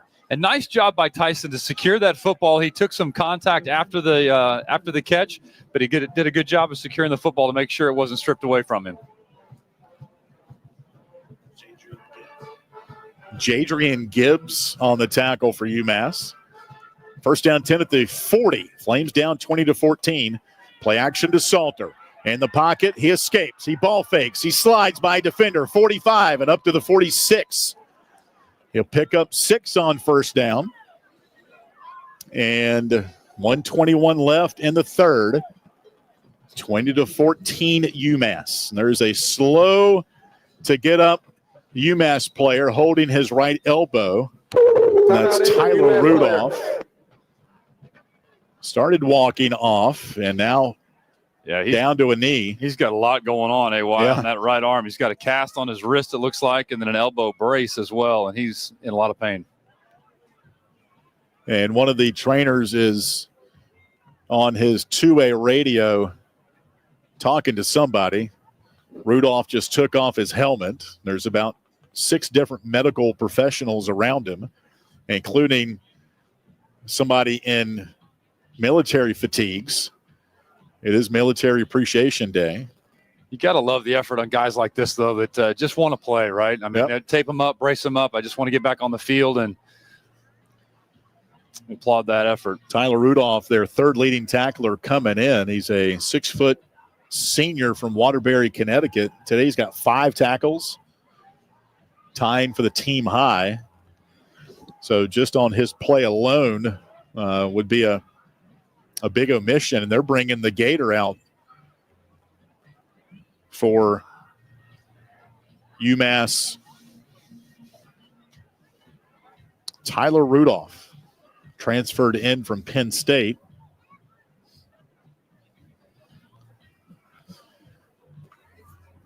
With 1:08 left to go in the third. UMass leading 20-14. And again, Tyler Rudolph was kind of behind the play. Caden Salter picked up 7 yards on his scramble.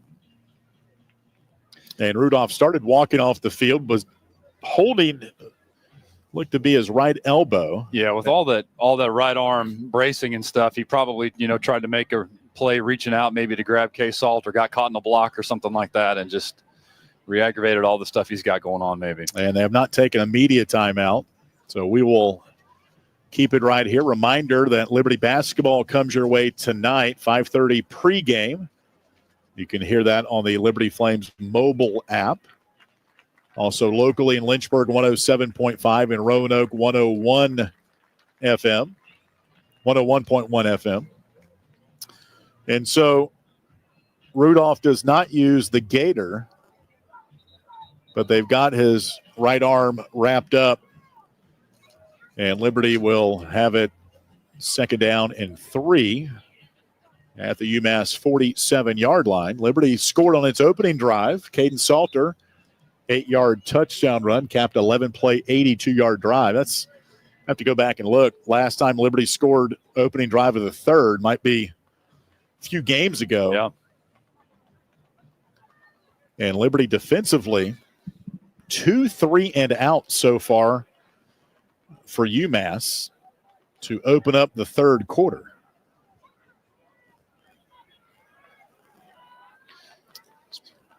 Been a lot of different looks here offensively that the Flames have given the Minutemen. We'll see if this kind of potluck multiple option look continues for the Flames. It's really confusing, this UMass defense in the Liberty second half. Lines up at the 47 of the Flames. Trayon Sibley to the right. Juju Gray in the slot to the left. Tyson Mobley all the way on the numbers on the near side. Jacob Jenkins tied into the left. Quentin Cooley is the tailback to the right of Salter. And we're taking a while here to get this play off after that injury. After the guys have been on the field here for a minute. There's the whistle. Second down and 3. Snap to Salter. Hands off to Cooley. Started to go left and stopped and went behind his left guard. And there's another injured Minutemen player down kind of in a child's pose position, if you will. Timeout, injured UMass player. I'm not a yoga master by any means, but I do know what that is. And now he is up, and that's Teray Powell, who had an interception in the first half. So Cooley picked up 1 on that carry. It'll be 3rd down and 2 at the 48 of Liberty. Cooley came back off the sideline there, and that last play just a second ago, clapping his hands, just trying to get some momentum going and some energy going here for these Flames offense. 20-14 UMass, 44 seconds left and counting in the third. Sibley wide right, double stack receivers to the left. 3rd and 2. Salter in the shotgun, takes the snap. Option play. Salter fakes it, now has the first down. He just juked Arsheen Giles out of his shoes and got the first down. And Jeremiah McGill pushed Salter out. Picked up about 4, needed 2. Yeah, nice read by K-Salt on that play. And again, there's sometimes when he runs, he just looks like he's in slow motion, but man, he's got a stride. This will be play number 9 of the drive. Cooley and Gray in the backfield on 1st and 10. Movement down below. Flag is out. I'm not going to try to guess. Was it a defensive lineman or one of Liberty's OL? Because we thought otherwise earlier, and we were thwarted. Offside. Defense. 5-yard penalty. Still first down. Gary Patterson, our referee today. So that'll go against the Minutemen. That's just their 3rd penalty today for 25 yards. Liberty 7 miscues for 65. That's the end of the 3rd quarter. And that'll take us to the end of the 3rd quarter. And a tight one, white knuckler. 20-14 UMass. As we head to the 4th quarter, we'll keep it right here. Our quarter break today is brought to you by Lynchburg Nissan. And it's the Flames quarter. They're getting hyped up across the way. Hopefully they can dominate this final 15 minutes.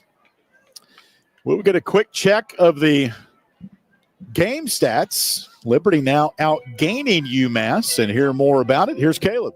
You just said it. They're outgaining UMass now. Great improvement from when we last checked in the first quarter break.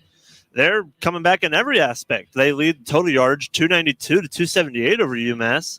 Coming back in the pass game now with 106 yards for Caden Salter. He's completed passes to 6 different receivers. Tyson Mobley and Jenkins each have 2 for 27. They lead in receptions, and Trayon Sibley's lone reception for 34 yards is the long in receiving yards for Liberty. But they're coming back in the rush game too. Liberty 186 yards now, and UMass not much working for them in the 3rd quarter. They're stalled at 218. Of course, penalties still biting Liberty a little bit, 7 of them for 65 yards. UMass been able to stay away from those today. Only 3 penalties on their side for 25 yards. However, they are winning the turnover battle. Liberty, of course, with an interception and a fumble lost to UMass. And UMass has been doing good on being able to score off of those turnovers, which has helped them gain this lead that based on the last quarter, we don't know how much longer this lead will last. And we've seen 2 different quarterbacks going for UMass today, but only one of them's thrown passes. Harrison has 6 for 13. He's got 60 yards, no touchdowns or interceptions, just under that 50% mark on the completion percentage. But they've got 6 different rushers tallying up 218 yards. The leading one is the same man it was earlier. Jalen Johns got 12 rushes for 92 yards. He's got 1 of 2 touchdowns. Harrison also ran for a touchdown. He's only carried the ball twice. He's got 3 yards and a touchdown. Longest carry of the day was that 2-yard touchdown. And the other quarterback, Haston, has 5 carries for 60 yards. And talk about Flames quarter coming up. That was a good Flames quarter right there in the 3rd, Alan. Yeah, we got the quarter splits here, Caleb. Appreciate your help on that. 3rd quarter alone, Liberty outgained UMass 170-15. Liberty, 24 plays, only 6 for UMass. And Liberty the ball here to start the Flames quarter. I know I've got the journey playing in the back of my mind. I'm sure a lot of Liberty fans, I bet some Liberty fans are sitting at home. They probably have it on Spotify or something and actually playing it on their phone. I bet Kathy Hudson is playing the journey on her phone right now. It's going to be interesting, too, to see. We talked about the time of possession for both of these football teams, but UMass does hold on to the football, so it's important for Liberty to get something out of this drive. And take advantage of that penalty just a minute ago on the offsides. It's 1st and 5 from the UMass 44s. Liberty now moves left to right, down 20-14, start of the 4th.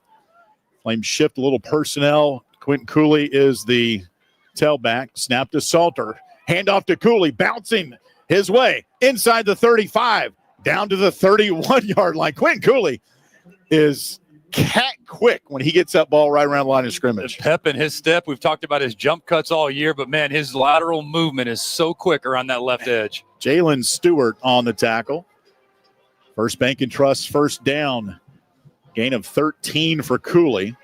It's at the 31 of the Minutemen. Liberty down 20-14. First down and 10. Snap to Salter, play action, backs up at the 40. He is in trouble. Now escapes out, 35-30, 25-20. Far sideline, pushed out of bounds inside the 20.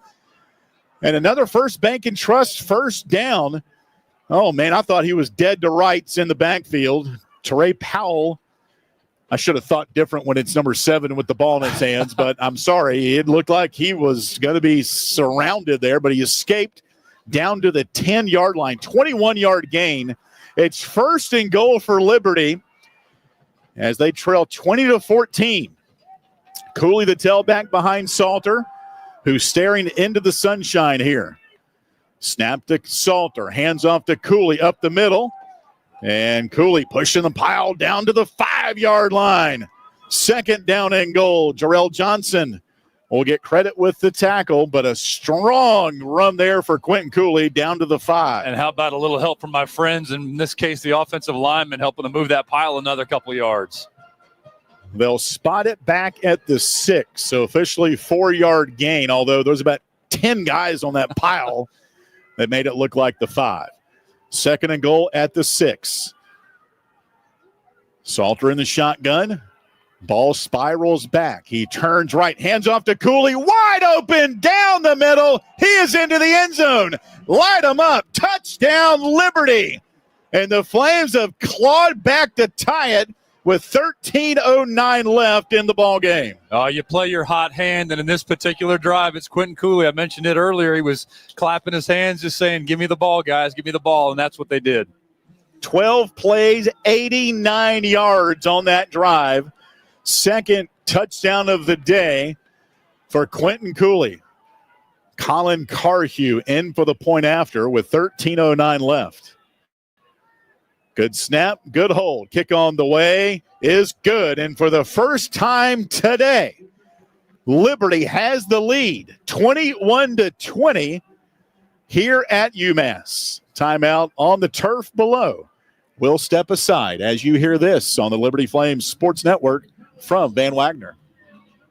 Thompson Brooks Insurance is a proud supporter of Liberty Flames athletics. Thompson Brooks Insurance helps individuals and businesses with their insurance and investment needs. The team at Thompson Brooks is experienced in understanding life and health insurance, Medicare, and retirement planning. Thompson Brooks Insurance can be reached at 434-385-8500 or online at thompsonbrooksinsurance.com. Thompson Brooks Insurance, planning today for tomorrow. Joe Yock, branch partner with Alcova Mortgage, is a proud supporter of the Liberty Flames. Joe Yock provides step-by-step lending support, explains the options, and connects clients with the most suitable loan. Joe Yock of Alcova Mortgage provides home mortgage and lending services to buyers and investors throughout Central Virginia and can be reached at 434-258-3549 and alcova.com/JoeJ. NMLS ID 315849, Alcova Mortgage. NMLS ID 40508, NMLSConsumerAccess.org. Equal housing lender. AquaPros is a proud supporter of Liberty Flames Athletics. AquaPros serves Lynchburg and the surrounding region with hot tubs, pools, grills, hearth items, and accessories. AquaPros carries brands including the Big Green Egg, Marquee Spas, Hearthstone and Vermont casting stoves, and more. With locations in Lynchburg, Bedford, and Roanoke, AquaPros is ready to serve you. More information on AquaPros is available by phone at 434-237-5913 or at aquapros.com.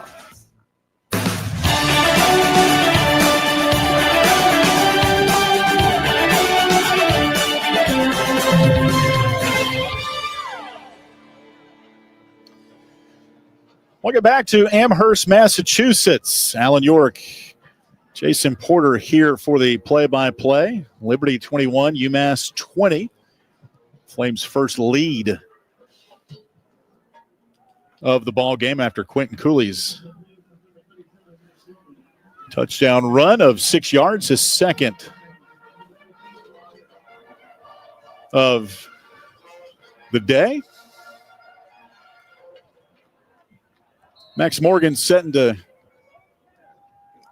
kick it off from our left to right. Here's the run up and the boot. He kicked that one all the way to Springfield. That's where Liberty stayed last night. Touchback for the Minutemen. Our broadcast of Liberty football brought you on the radio today in part by Patel and Dalrymple, serving the greater Lynchburg area with comprehensive estate planning services. More information is available at pdlaw.us. All right, the Minutemen today in the third, 6 plays. That's it, 2 punts. Here's the snap to Hairston, rolls right. Now he'll run, and he'll pick up about 1, pushed out by T.J. Bush, who did not touch him this time. Yeah, little gunshot there. Nice job by the defensive line, just holding their block, literally running a straight line to the sideline to force the quarterback out of bounds. On the D-line right now, Brenton Williams, Chris Body, Elite Narin. Called his name wrong. Chris Bodie, pardon me. We're on the elevator with Big Chris this morning coming down. Couldn't see the doors. He's a big fella. Number 92, 6'1", 270 pounds. No gain on the play, second down and 10. Bush and Williams will flip-flop insides. That's not I-N, but E-N-D. Shotgun snap to Hairston. In the pocket, he will run it now. And he's tackled, gain of 1. Big play in open space. Then Joe Carter, of course. Yep. Number 25, just staying at home. Third down and 9. Pin your ears back now, boys. That's right. Joe Carter came into the day, 57 tackles on the year for the Flames, leading the way, and he's there right now. 12 minutes to play, 21-20. Liberty with the lead. Third and 9 for UMass. Minutemen break the huddle, 2 receivers each way. UMass 3 of 8 on third down. It's on the left hash as they move right to left. Hairston, number 8, gets the snap. Blitz on the way. He throws. Middle. Diving catch made it the 40-yard line. Jacoby Kenny James. Huge play on third and 9 for UMass.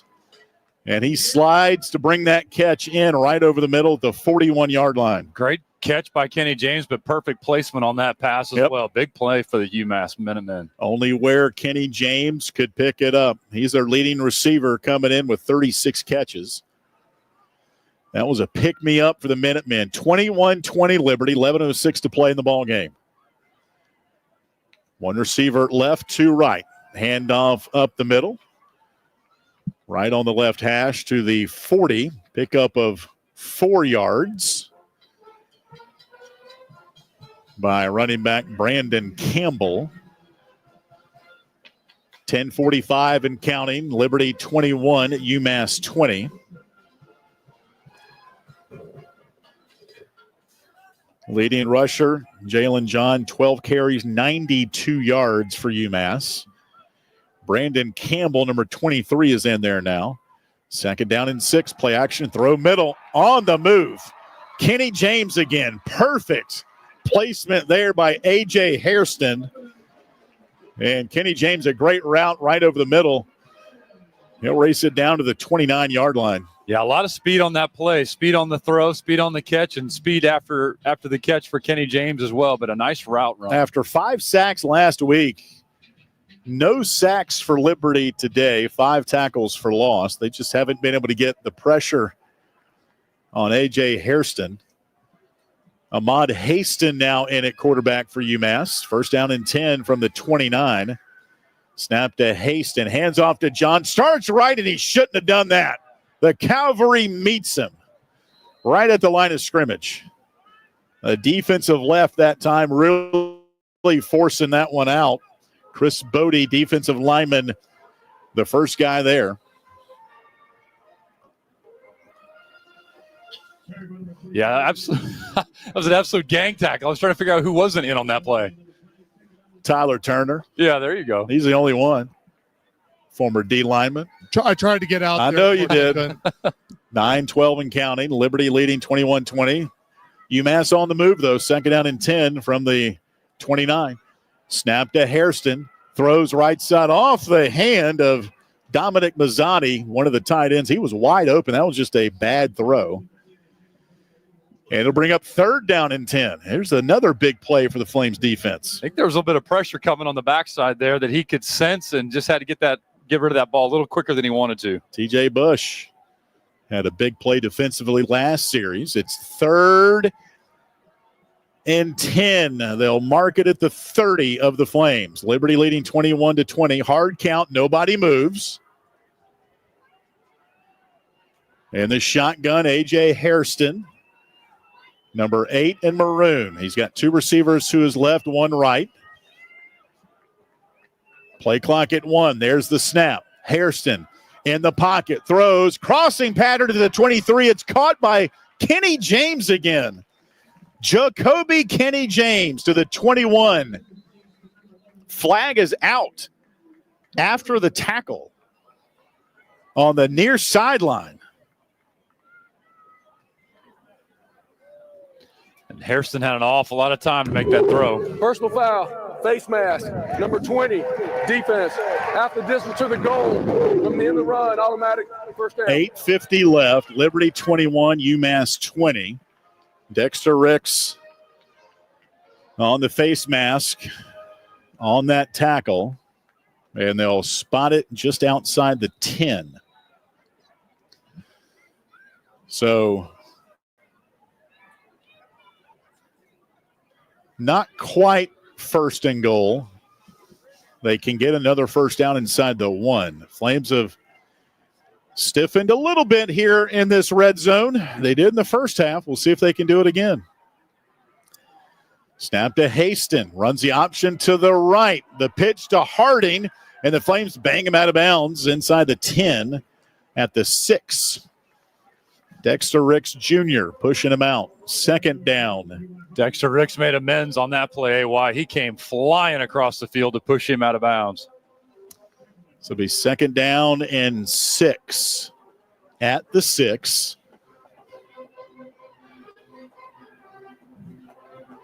So that play was run literally between the 11 and 10-yard line. So I'm thinking they can still get a first down inside the 1, although technically it looks like second and goal from the 6.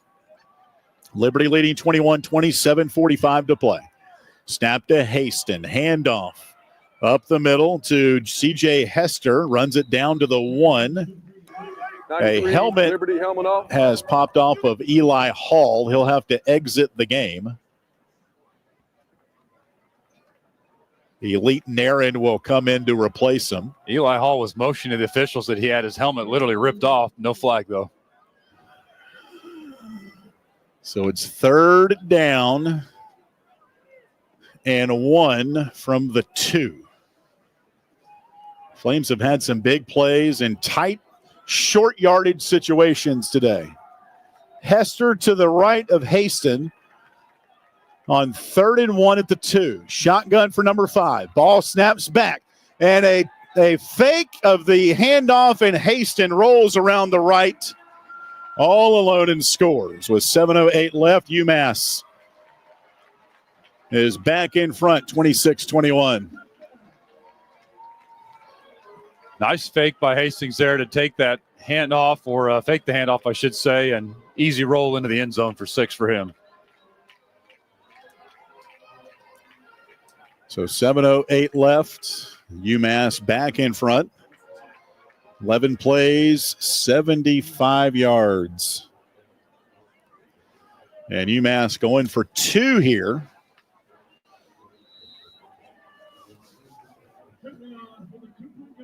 I understand the logic. Mm-hmm. A.J. Hairston gets the snap, throws left. It's caught, and an easy walk in the end zone by Dominic Mazzani. He just threw it to the left, and Mazzani kind of sidestepped the tackler, and 2-point conversion is good. Timeout on the field with 7:08 left. Liberty trailing 28-21. This is Liberty football from Van Wagner. The Journey thanks Blue Ridge Apothecary for their support. Blue Ridge Apothecary compounds personalized prescriptions to meet the needs of individual patients. They prepare medications such as bioidentical hormone replacement, skincare products, pain creams, and pet medications. Blue Ridge Apothecary is a compounding-only pharmacy located across from Towers Mall in Roanoke and can be reached through the Journey Business Directory at myjourneyfm.com or at 540-345-6480. The Journey thanks C12 for their support. C12 is a network of Christian business owners and top executives. They're committed to building high-performance businesses as platforms to positively impact the world around them. With faith as the foundation, C12 members meet in exclusive confidential peer groups to dig into challenges, seize opportunities, and develop strategic plans. C12 can be reached in the business directory at myjourneyfm.com and at c12virginia.com. At Carilion Clinic, the success of their employees is based on a culture that welcomes them and nurtures their growth. As the largest nonprofit employer west of Richmond, Carillion's team members are always learning and forever curious. Carilion is more than a healthcare system. It's a team of unique individuals doing what matters most, caring for the community. Visit CarillionClinic.org/careers and search their opportunities. Come join 13,000 employees who are Carilion proud.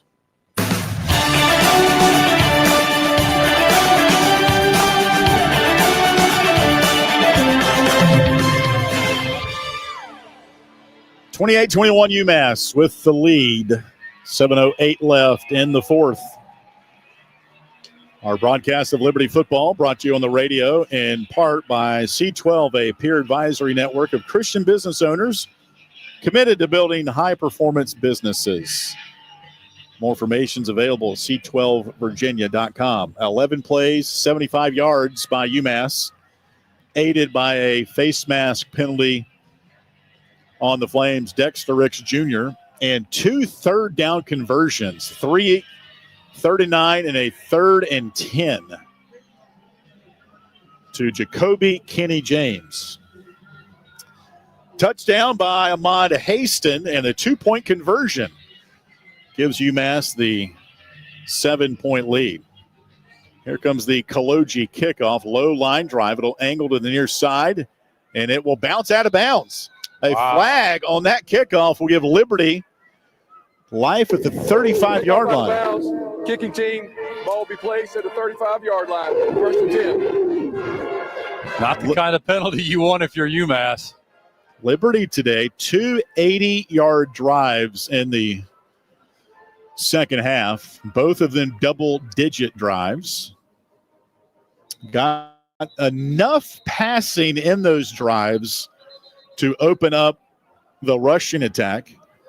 Quentin Cooley today, 16 carries, 125 yards.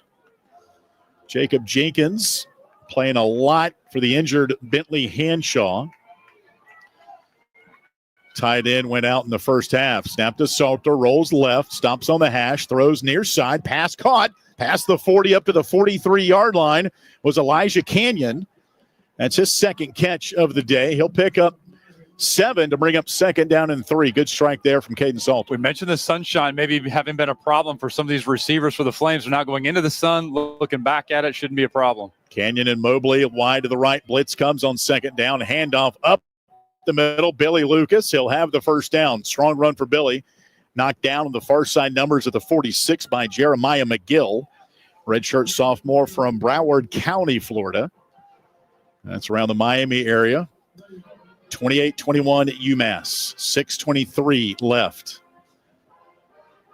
Flames the ball. First down and 10 at its own 46. First down, Billy Lucas starts left. Around the corner he goes. 40 to the 30. Inside the 25 goes Billy Lucas. And he's knocked out of bounds by Teray Powell at the 20-yard line. Timeout, injured UMass player. A 32-yard gain by Billy Lucas around that left side. Yeah, great run by Billy Lucas. The Flames have been able to take advantage of that left side of the defense against UMass. A nice little stiff arm there at the end for Billy Lucas. What a run. Ryan Barnes, the injured Minutemen player. It's been a physical game. Both sides today have had a number of players helped off the field. Liberty tight end Bentley Hanshaw went out with a lower leg injury. Alex Oliver, Liberty defensive back, was on crutches.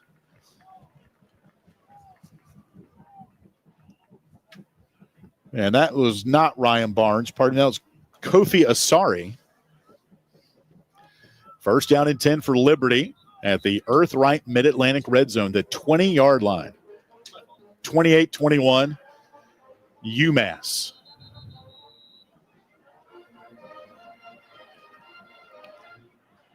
It's been all about third down conversions in this second half. There's been 3 scoring drives and 6 combined third down conversions for both teams. Liberty today 5 of 10, UMass 5 of 9, UMass 5 of 10. First down 10 from the 20 of the Minutemen. Flames moving to the west end zone to our right. Snap to Salter, turns right, hands off to Lucas, lowers the shoulders. The pile moves inside the 15. 7-yard run there for Billy Lucas on first down. Yeah, nice job by Lucas again. Great opportunity right up the gut. Get some more positive yardage as their Flames get closer to the end zone. Jalen Hudson on the stop. They'll spot it at the 16 or checked at the 14. Second down and 4. Snap to Salter. Hands off to Lucas. Up the middle. Quickly tackled down at the 12. Right between the hash marks by Chambray Jackson, redshirt junior from Orlando. Transfer from Florida State. 5:08 to play in the game. UMass 28, Liberty 21. It's 3rd and 2 for Liberty. Flames are 5 of 9 on third down.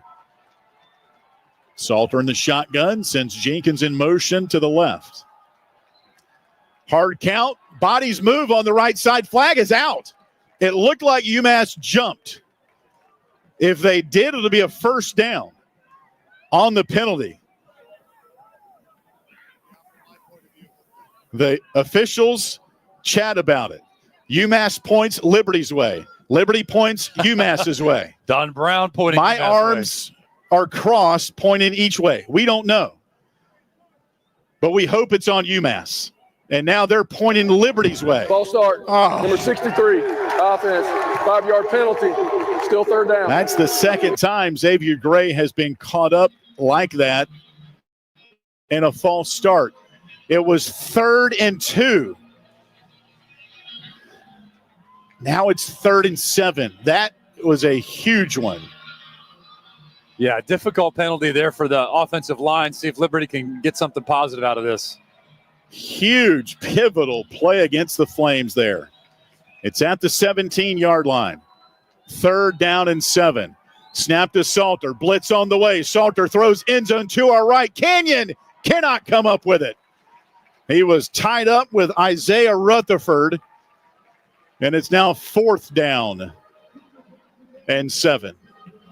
Wasn't a lot of room for Kenyon to come down with that ball in the back right corner of the end zone. He gave a great effort to get his hands free, but boy, it looked like he was draped in coverage. Liberty is going to go for it with 4:30 left.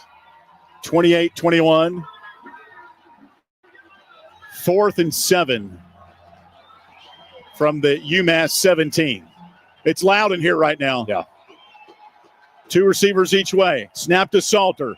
4th and 7. Throws end zone. Fade ball.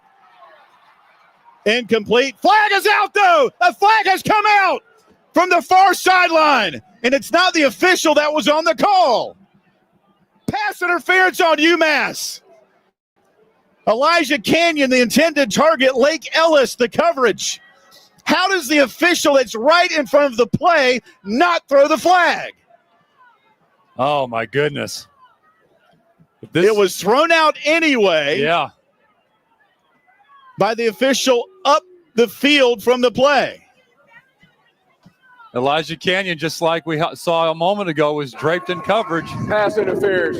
Defense, number 7. 15-yard penalty from the previous spot. Automatic first down. Game-changing play. The flag came out anyway, but I am baffled at how it did not come out from the official that was right there. Correction, be a spot foul. The spot of the foul was the 4-yard line. First and goal. I don't usually get that animated over officials, but come on. Yeah. 4th down and 7. Penalty. And it's now 1st and goal for Liberty at the 4. Salter under center. Lucas the tailback. And it's going to be a handoff to Salter up the middle. And he takes it down to the 1 with 4:19 left. It's 28-21 UMass. 4:13 and counting. 2nd and goal at the 1. Flames got to be smart here. They can use a little bit of time. Billy Lucas remains the tailback. Trayon Sibley goes wide right. That's the near side. Salter now shotgun. On 2nd and goal at the 1. Ball snaps back. Salter has it, and he's into the end zone. Light him up. Touchdown, Liberty.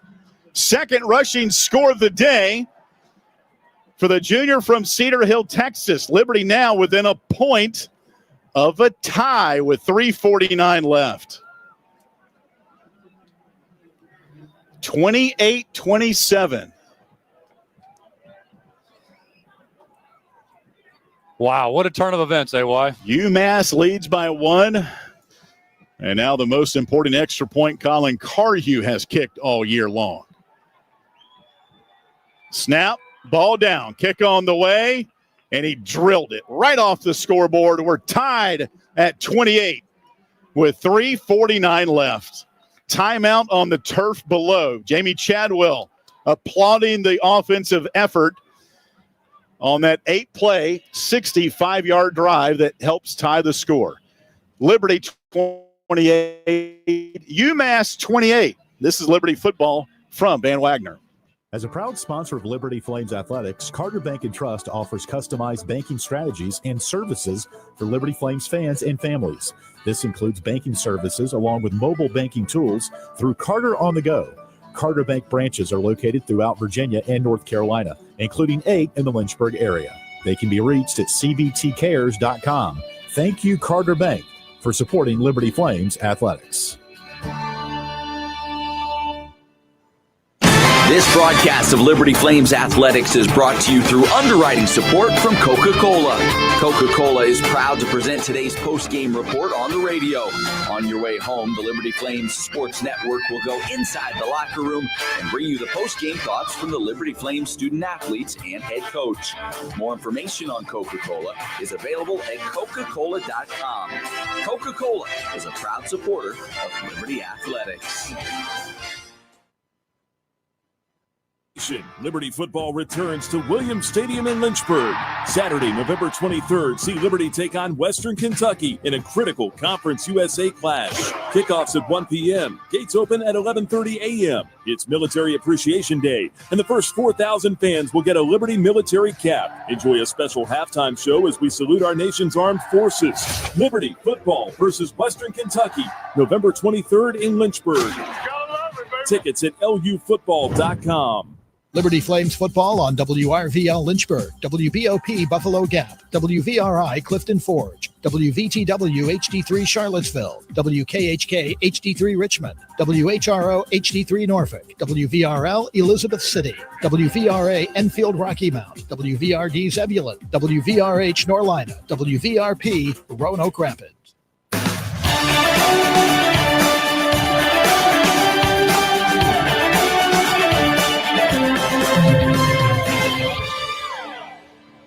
28-28. UMass and Liberty today on your radio. 3:49 left. Here's the kickoff from Liberty's Max Morgan. It'll be short and returnable for T.Y. Harding to 5.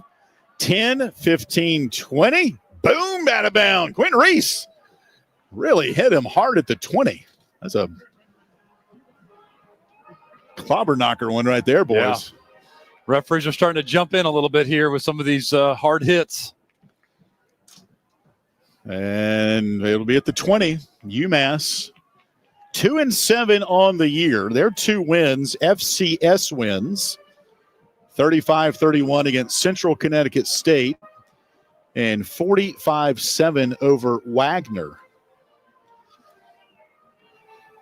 Actually, they'll put it at the 21-yard line.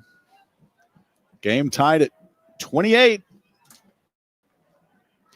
A.J. Hairston, the quarterback. Snap back to him. He'll hand off. Is that Jalen John? Yes, it is. Tackle made by Jamar Brown for Liberty. Like the spacing was off a little bit on that handoff. Hairston had to reach back behind him a little bit. So it'll be a 3-yard gain. Second down and 7 to go. From the UMass 24, 3:13 left. Game tied at 28. 5-man defensive line for the Flames. Snap to Hairston. Play action to throw. Over the middle. Pass knocked down at the line of scrimmage. Dexter Ricks as T.Y. Harding cut right over the middle. That's where the openings have been for this passing attack for UMass. That'll fall incomplete to bring up 3rd down and 8. Starting to see a little pep in the step here defensively. There's some energy on this defensive side of the ball right now for the Flames. Both teams have all of their timeouts, 3 apiece. 3 minutes, clock stopped in the 4th. 28-28. Right hash mark at the 24 for the Minutemen. 3rd down and 8 to go. Hairston in the shotgun. Flames look like they're going to blitz. Here comes a 5-man rush. Hairston to throw. It's up top. It's floating down. It's out of bounds. It was caught by out of bounds, though. Sterling Galbin. Coverage made by Corey Jones, who's had a great game. And we'll see what UMass does here on 4th down and 8. And they will not risk it. They're going to punt it away.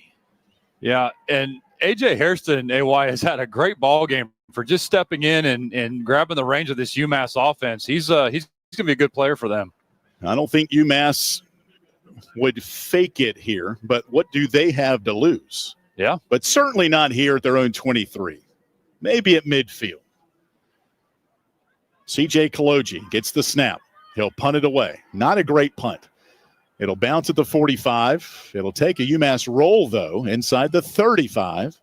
And Liberty with 2:43 left, all 3 timeouts, and a tie game will get the ball back. How about this Flames defense? 4 drives in this second half, 3 3-and-outs. Yeah, it's exactly all you can ask for here for Liberty as they get the Minutemen out, 3-and-out once again, and get the ball back here with a chance to win the ball game. And again, all you need is a field goal. That's right. Tip of the cap to that Flames defense in this second half, led by defensive coordinators Kyle Krantz, Skylar McGee. All right, ball's at the Liberty 33. 2:42 left, game tied at 28, right where Liberty wants it. Snap to Salter, hands off. Quentin Cooley between the hashes, up around the 36. He'll pick up 3.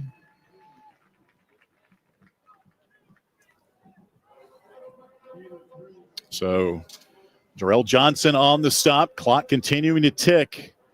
2:23 to play. 28-28. Ball's at the 35. Snap to Salter. Handoff again to Cooley around the left side. He'll pick up only a couple on the far side numbers up to the 37-yard line. It'll be 3rd down and 5. Jalen Stewart, their leading tackler, coming in, made the stop. 2-minute timeout. And we hit the 2-minute timeout here in Amherst, Massachusetts. 28 apiece. Fantastic finish is coming up on the Liberty Flames Sports Network from Van Wagner. Thanks to Earthright Mid-Atlantic for their support of the Liberty Flames. Earthright Mid-Atlantic offers home energy improvements and solar installations. They welcome projects ranging from small energy efficiency upgrades to full home solar systems. They also provide sustainable energy learning experiences through Lynchburg Parks and Recreation. Earthright Mid-Atlantic can be reached at 434-200-9716 and at erepower.com. We thank First Bank and Trust for its support of Liberty Flames athletics. First Bank and Trust addresses the financial needs of the community through agriculture, business, personal, and mortgage lending. They offer checking and all their financial services at 2 branches in Lynchburg and more than 30 locations in Virginia, Tennessee, and North Carolina. First Bank and Trust can be reached at firstbank.com. Member FDIC, Equal Housing Lender. Turn up the heat. Foster Fuels is a proud partner of Liberty Athletics. Since 1921, Foster Fuels provides propane and gas services throughout Central Virginia and surrounding areas. From propane to fireplaces and tank installs to tankless water heaters. They also offer an app for requesting service, ordering fuel, and to pay your bill. Foster Fuels can be reached at fosterfuels.com.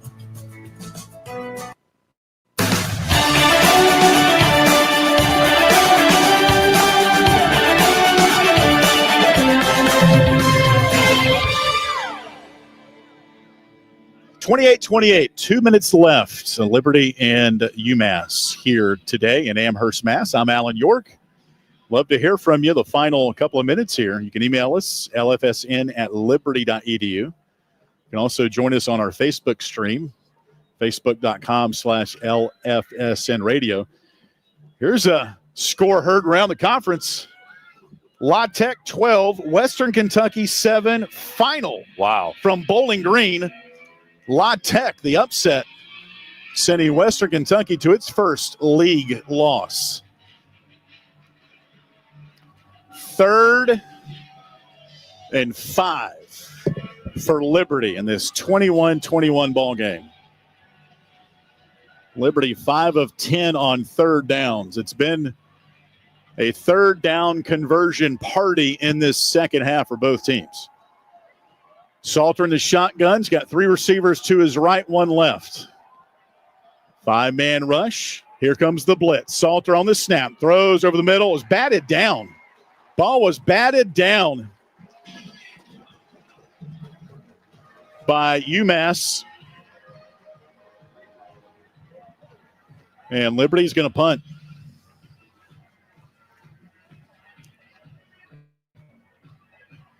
They brought the blitz. They batted it down.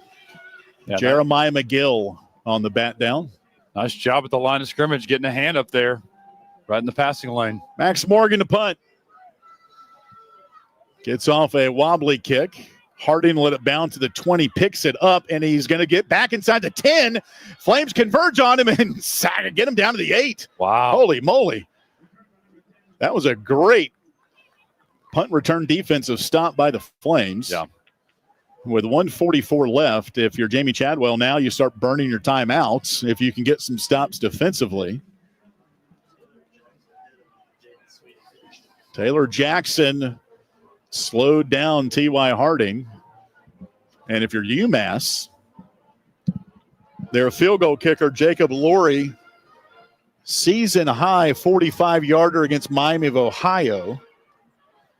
So you're looking around the 30-yard line of the Flames, but they have a long way to get there now at the 10. Got to be careful with the football here, too. If you're UMass, you're pinned deep. Yeah, it's true. Seen stranger things. A.J. Hairston, the quarterback, is in the shotgun. Takes the snap. He will throw right over the middle. This is T.Y. Harding. He's up to the 35-yard line, 15-yard gain. Dexter Ricks Jr. on the stop, right between the hash marks. Shade from the press box starting to envelop the field here. This is a east-west orientation of this field. So the sun is to our right. as the shadows stretch to our left. First down 10 for the UMass 35. Harding back to pass. He throws up top on the sideline, incomplete. Overshoots Harding, who had a step in front of two different defensive backs. That was actually Kezion Dia-Johnson. First time they've targeted the true freshman from Phoenix. Yeah, almost triple coverage there for the Flames. Just barely past his fingertips on the dive. Phoenix, Arizona to Amherst, Mass. Man. That's a huge city to a little hamlet. Yeah. Not a direct flight probably. And a lot of playing time probably for him as a true freshman. Second down and 10. Game tied at 28, 1:16 left. UMass has it at its own 25. Hairston gets the snap, fakes the handoff, rolls to his right. Jerome Jolly tackles him at the 30. Marion Williams trying to strip that ball out. And now timeout with 1:05 left. It's timeout of the half. going to be third down and 5. We Please told reset you the game clock to 1:09. they didn't need to call the timeout with the 1:09. incomplete pass, and now there's an injured Minutemen player across the way, and he jumps up. That's Jacoby Kenny James, who had a couple of great catches earlier in this quarter.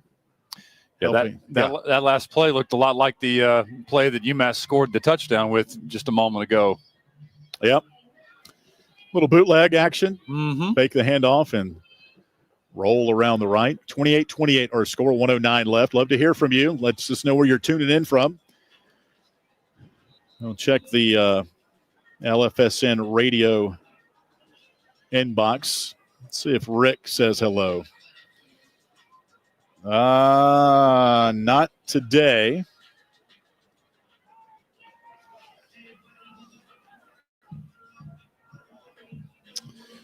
All right, third down 5 out of the timeout for Liberty. It's at the UMass 30.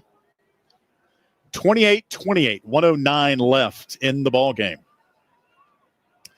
2 receivers left, 2 to the right for UMass. Ball's on the right hash. A.J. Hairston on 3rd and 5 gets the snap. Back pedals in the pocket, throws over the middle. It is caught at the 45-yard line by Jacoby Kenny James, who just slammed the ball to the turf. They let the guys do anything in today's college football.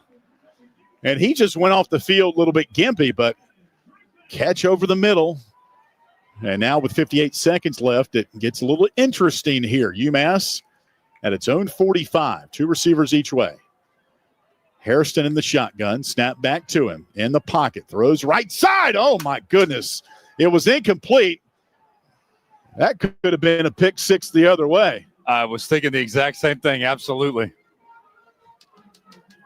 Eldrick Griffin knocking that ball away from Dominic Mazzotti.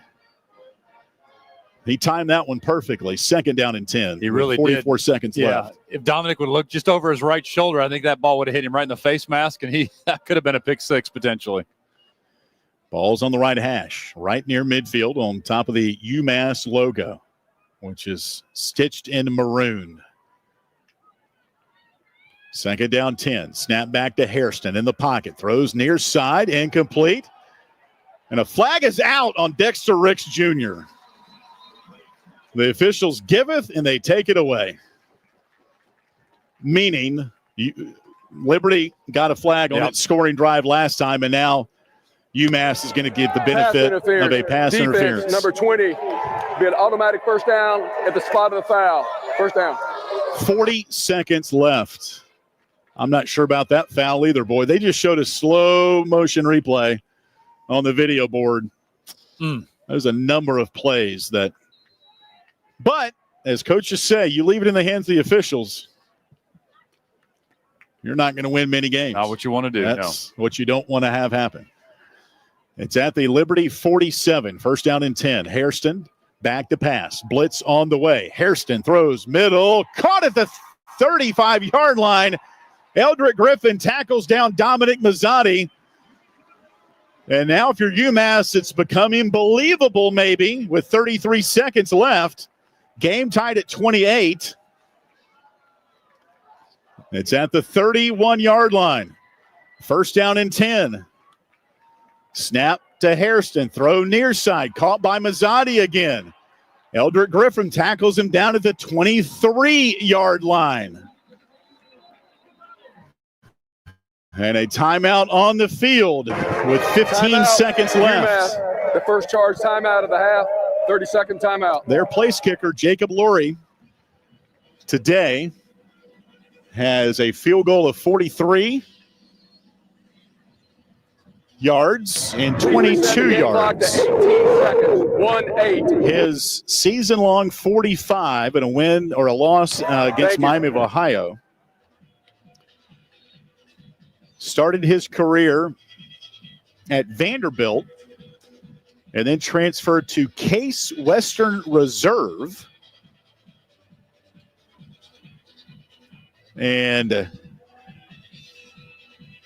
this is getting interesting here in Amherst. Well, and Alan, part of this drive has been set up by the fact that Hairston has just had all kinds of time in the pocket, uncharacteristically of the Flames defensive line. We've normally seen them getting a lot of quarterback pressure.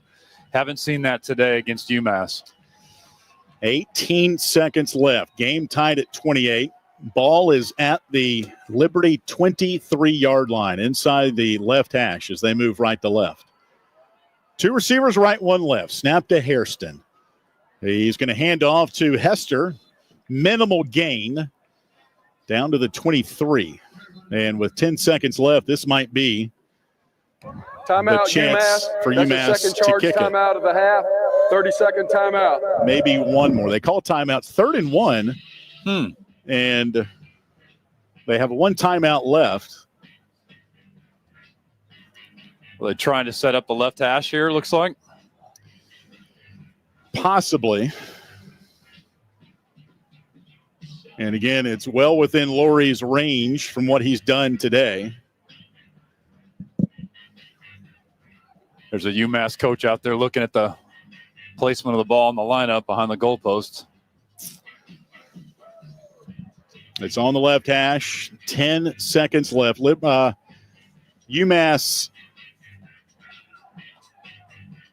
Let's see what they're going to do here. The place kicker, Jacob Lurie, is getting all the hugs and high fives from everybody. Curious if they run one more play and then call their final timeout. And it looks like that is what they are going to do. Game tied at 28. 3rd down and 1 for UMass. A.J. Hairston is going to be under center. C.J. Hester, the tailback behind him. Snap to Hairston, gets the ball, runs towards the middle of the field, and he'll be down at the 20, just outside the 25-yard line. C.J. Bazell, Bryce Dixon. Timeout, UMass. And timeout for UMass with 3 seconds left. 30-second timeout. So UMass, a chance to win it here at the Horn on Military Appreciation Day. A little jawing going on by both teams on the timeout here. And UMass offensive linemen pushing each other now. And you don't want a penalty here, that's for sure. No. I mean, you got to be smart in these situations. All right, the operation. Jackson Marks is the snapper. C.J. Kaloji, the punter, is the holder. And this will be from about 41 yards away. Just so you guys are aware, it is into a pretty brisk wind. The wind is you're kicking the ball into the wind. If you're a fan of stats, the worst kicking percentage for Lurie is between 40 and 49 yards. It is career 3 of 7. This one will be from 43. Here we go. Between the hash marks, he kicked one from 43 in the second quarter. And it barely made it, I'll say that. Game tied at 28. Jamie Chadwell is going to burn a timeout. Why not? Let him think about it. That's their second charge timeout of the half. 30-second timeout. He is kicking into the wind. And that one, I remember back in the second quarter, he made it from 43, but it was right inside. He needed every ounce of muscle in that right leg to put it over the upright.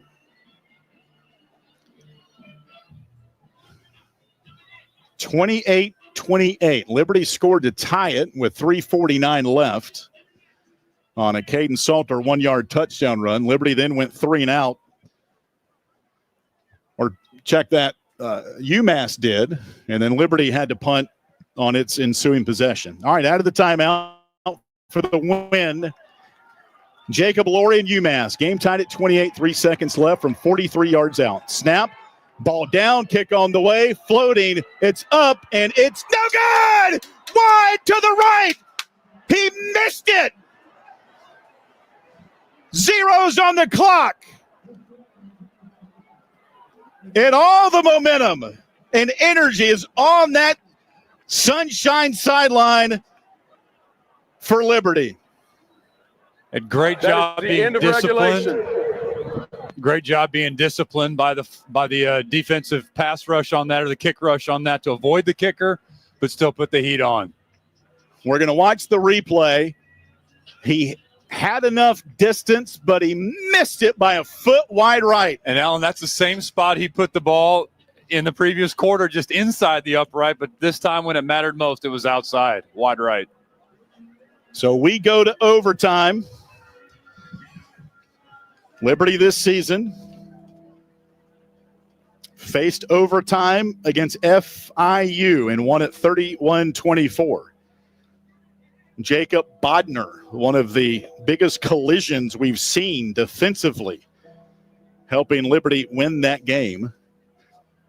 And Tyler, if you want to walk out with the officials for the coin flip, if not, we can just carry it on the ref mic here.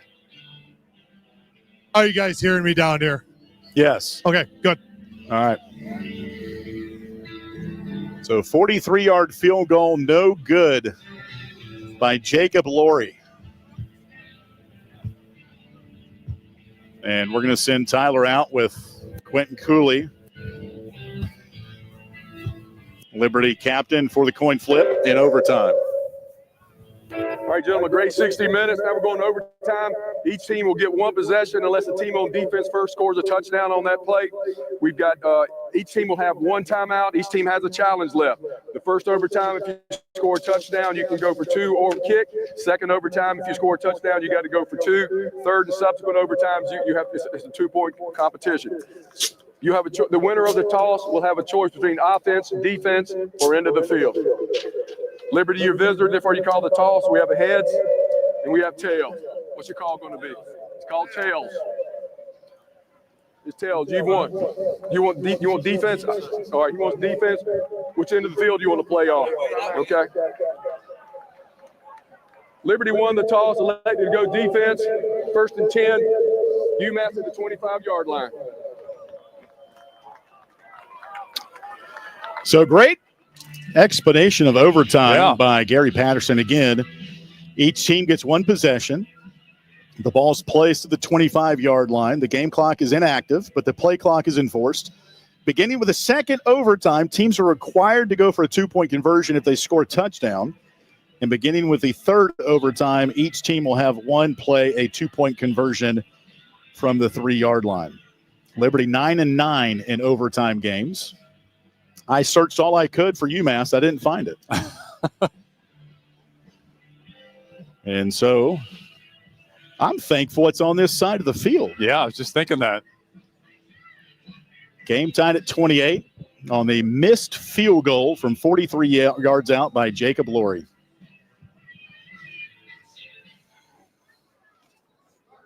True freshman quarterback A.J. Hairston. And the shotgun, don't think he's put his mouthpiece in all game long. First down, handoff up the middle. My goodness. Whole lot of room for Jalen John down to the 3. Wow. It was reminiscent of the first half there by UMass.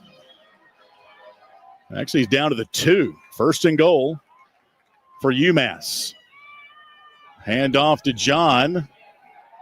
And he's in the end zone. Second play of overtime. Just touchdown for Jalen John and UMass. It's like momentum may have been stopped for him, and again had some push from the backside there that allowed him to get in for the touchdown. That was more than likely a misfit defensively by the Flames. Extra point for Jacob Laurie. Now, he might be a little bit shook after he missed that field goal. This is an important extra point for Jacob Laurie. Ruling on the field was a touchdown. Previous play is under further review.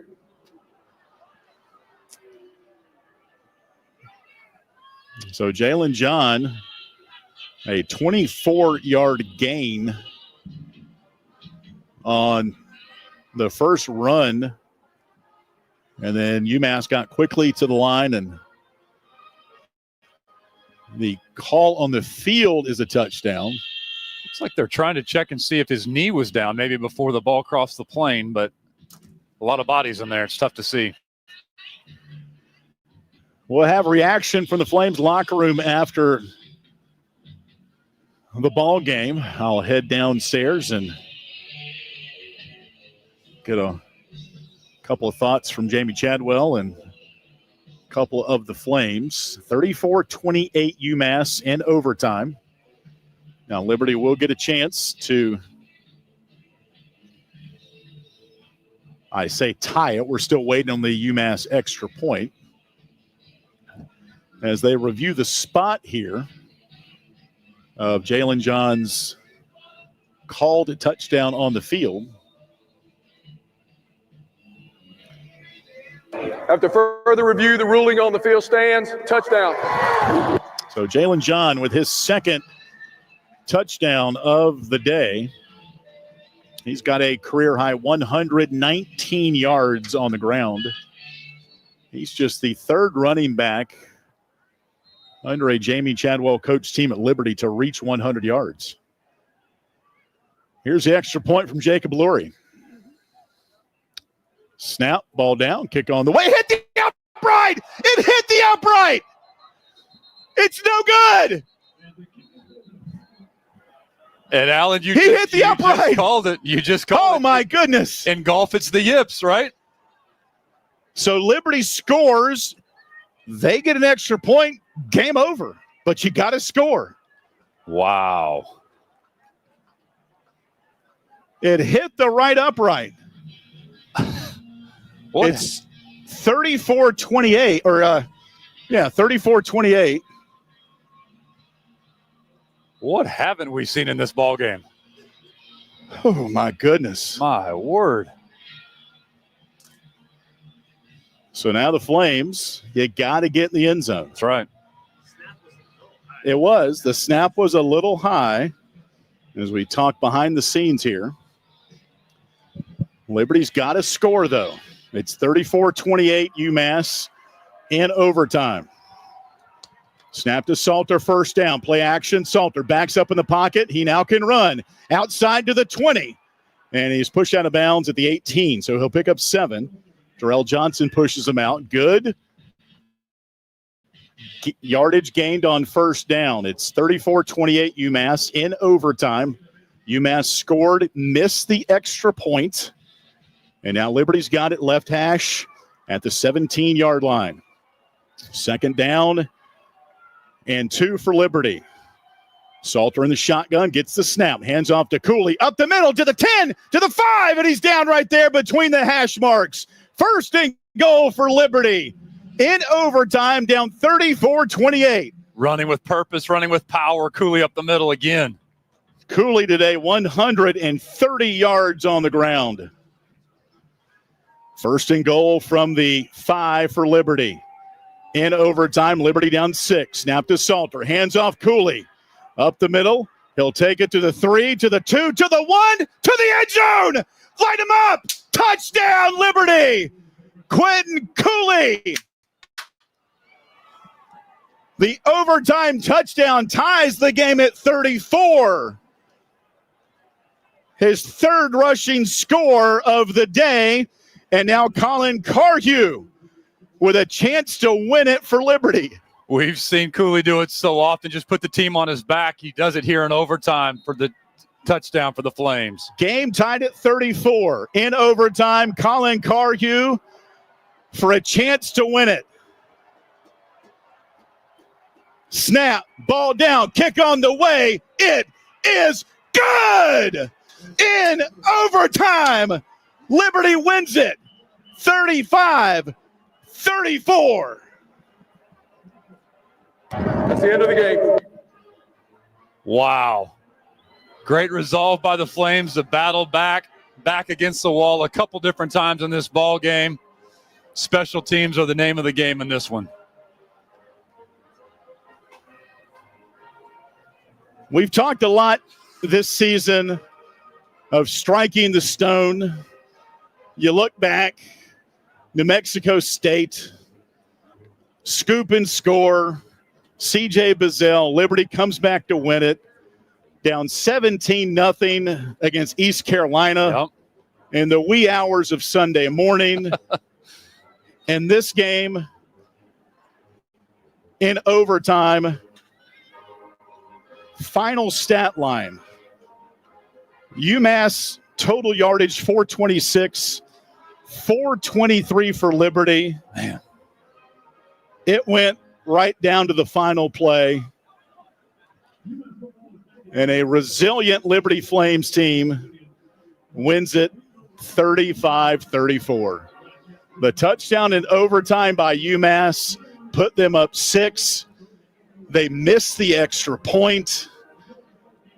And then Quentin Cooley, part of his 147-yard day on the ground, scores. And Colin Carhew, the extra point to win it.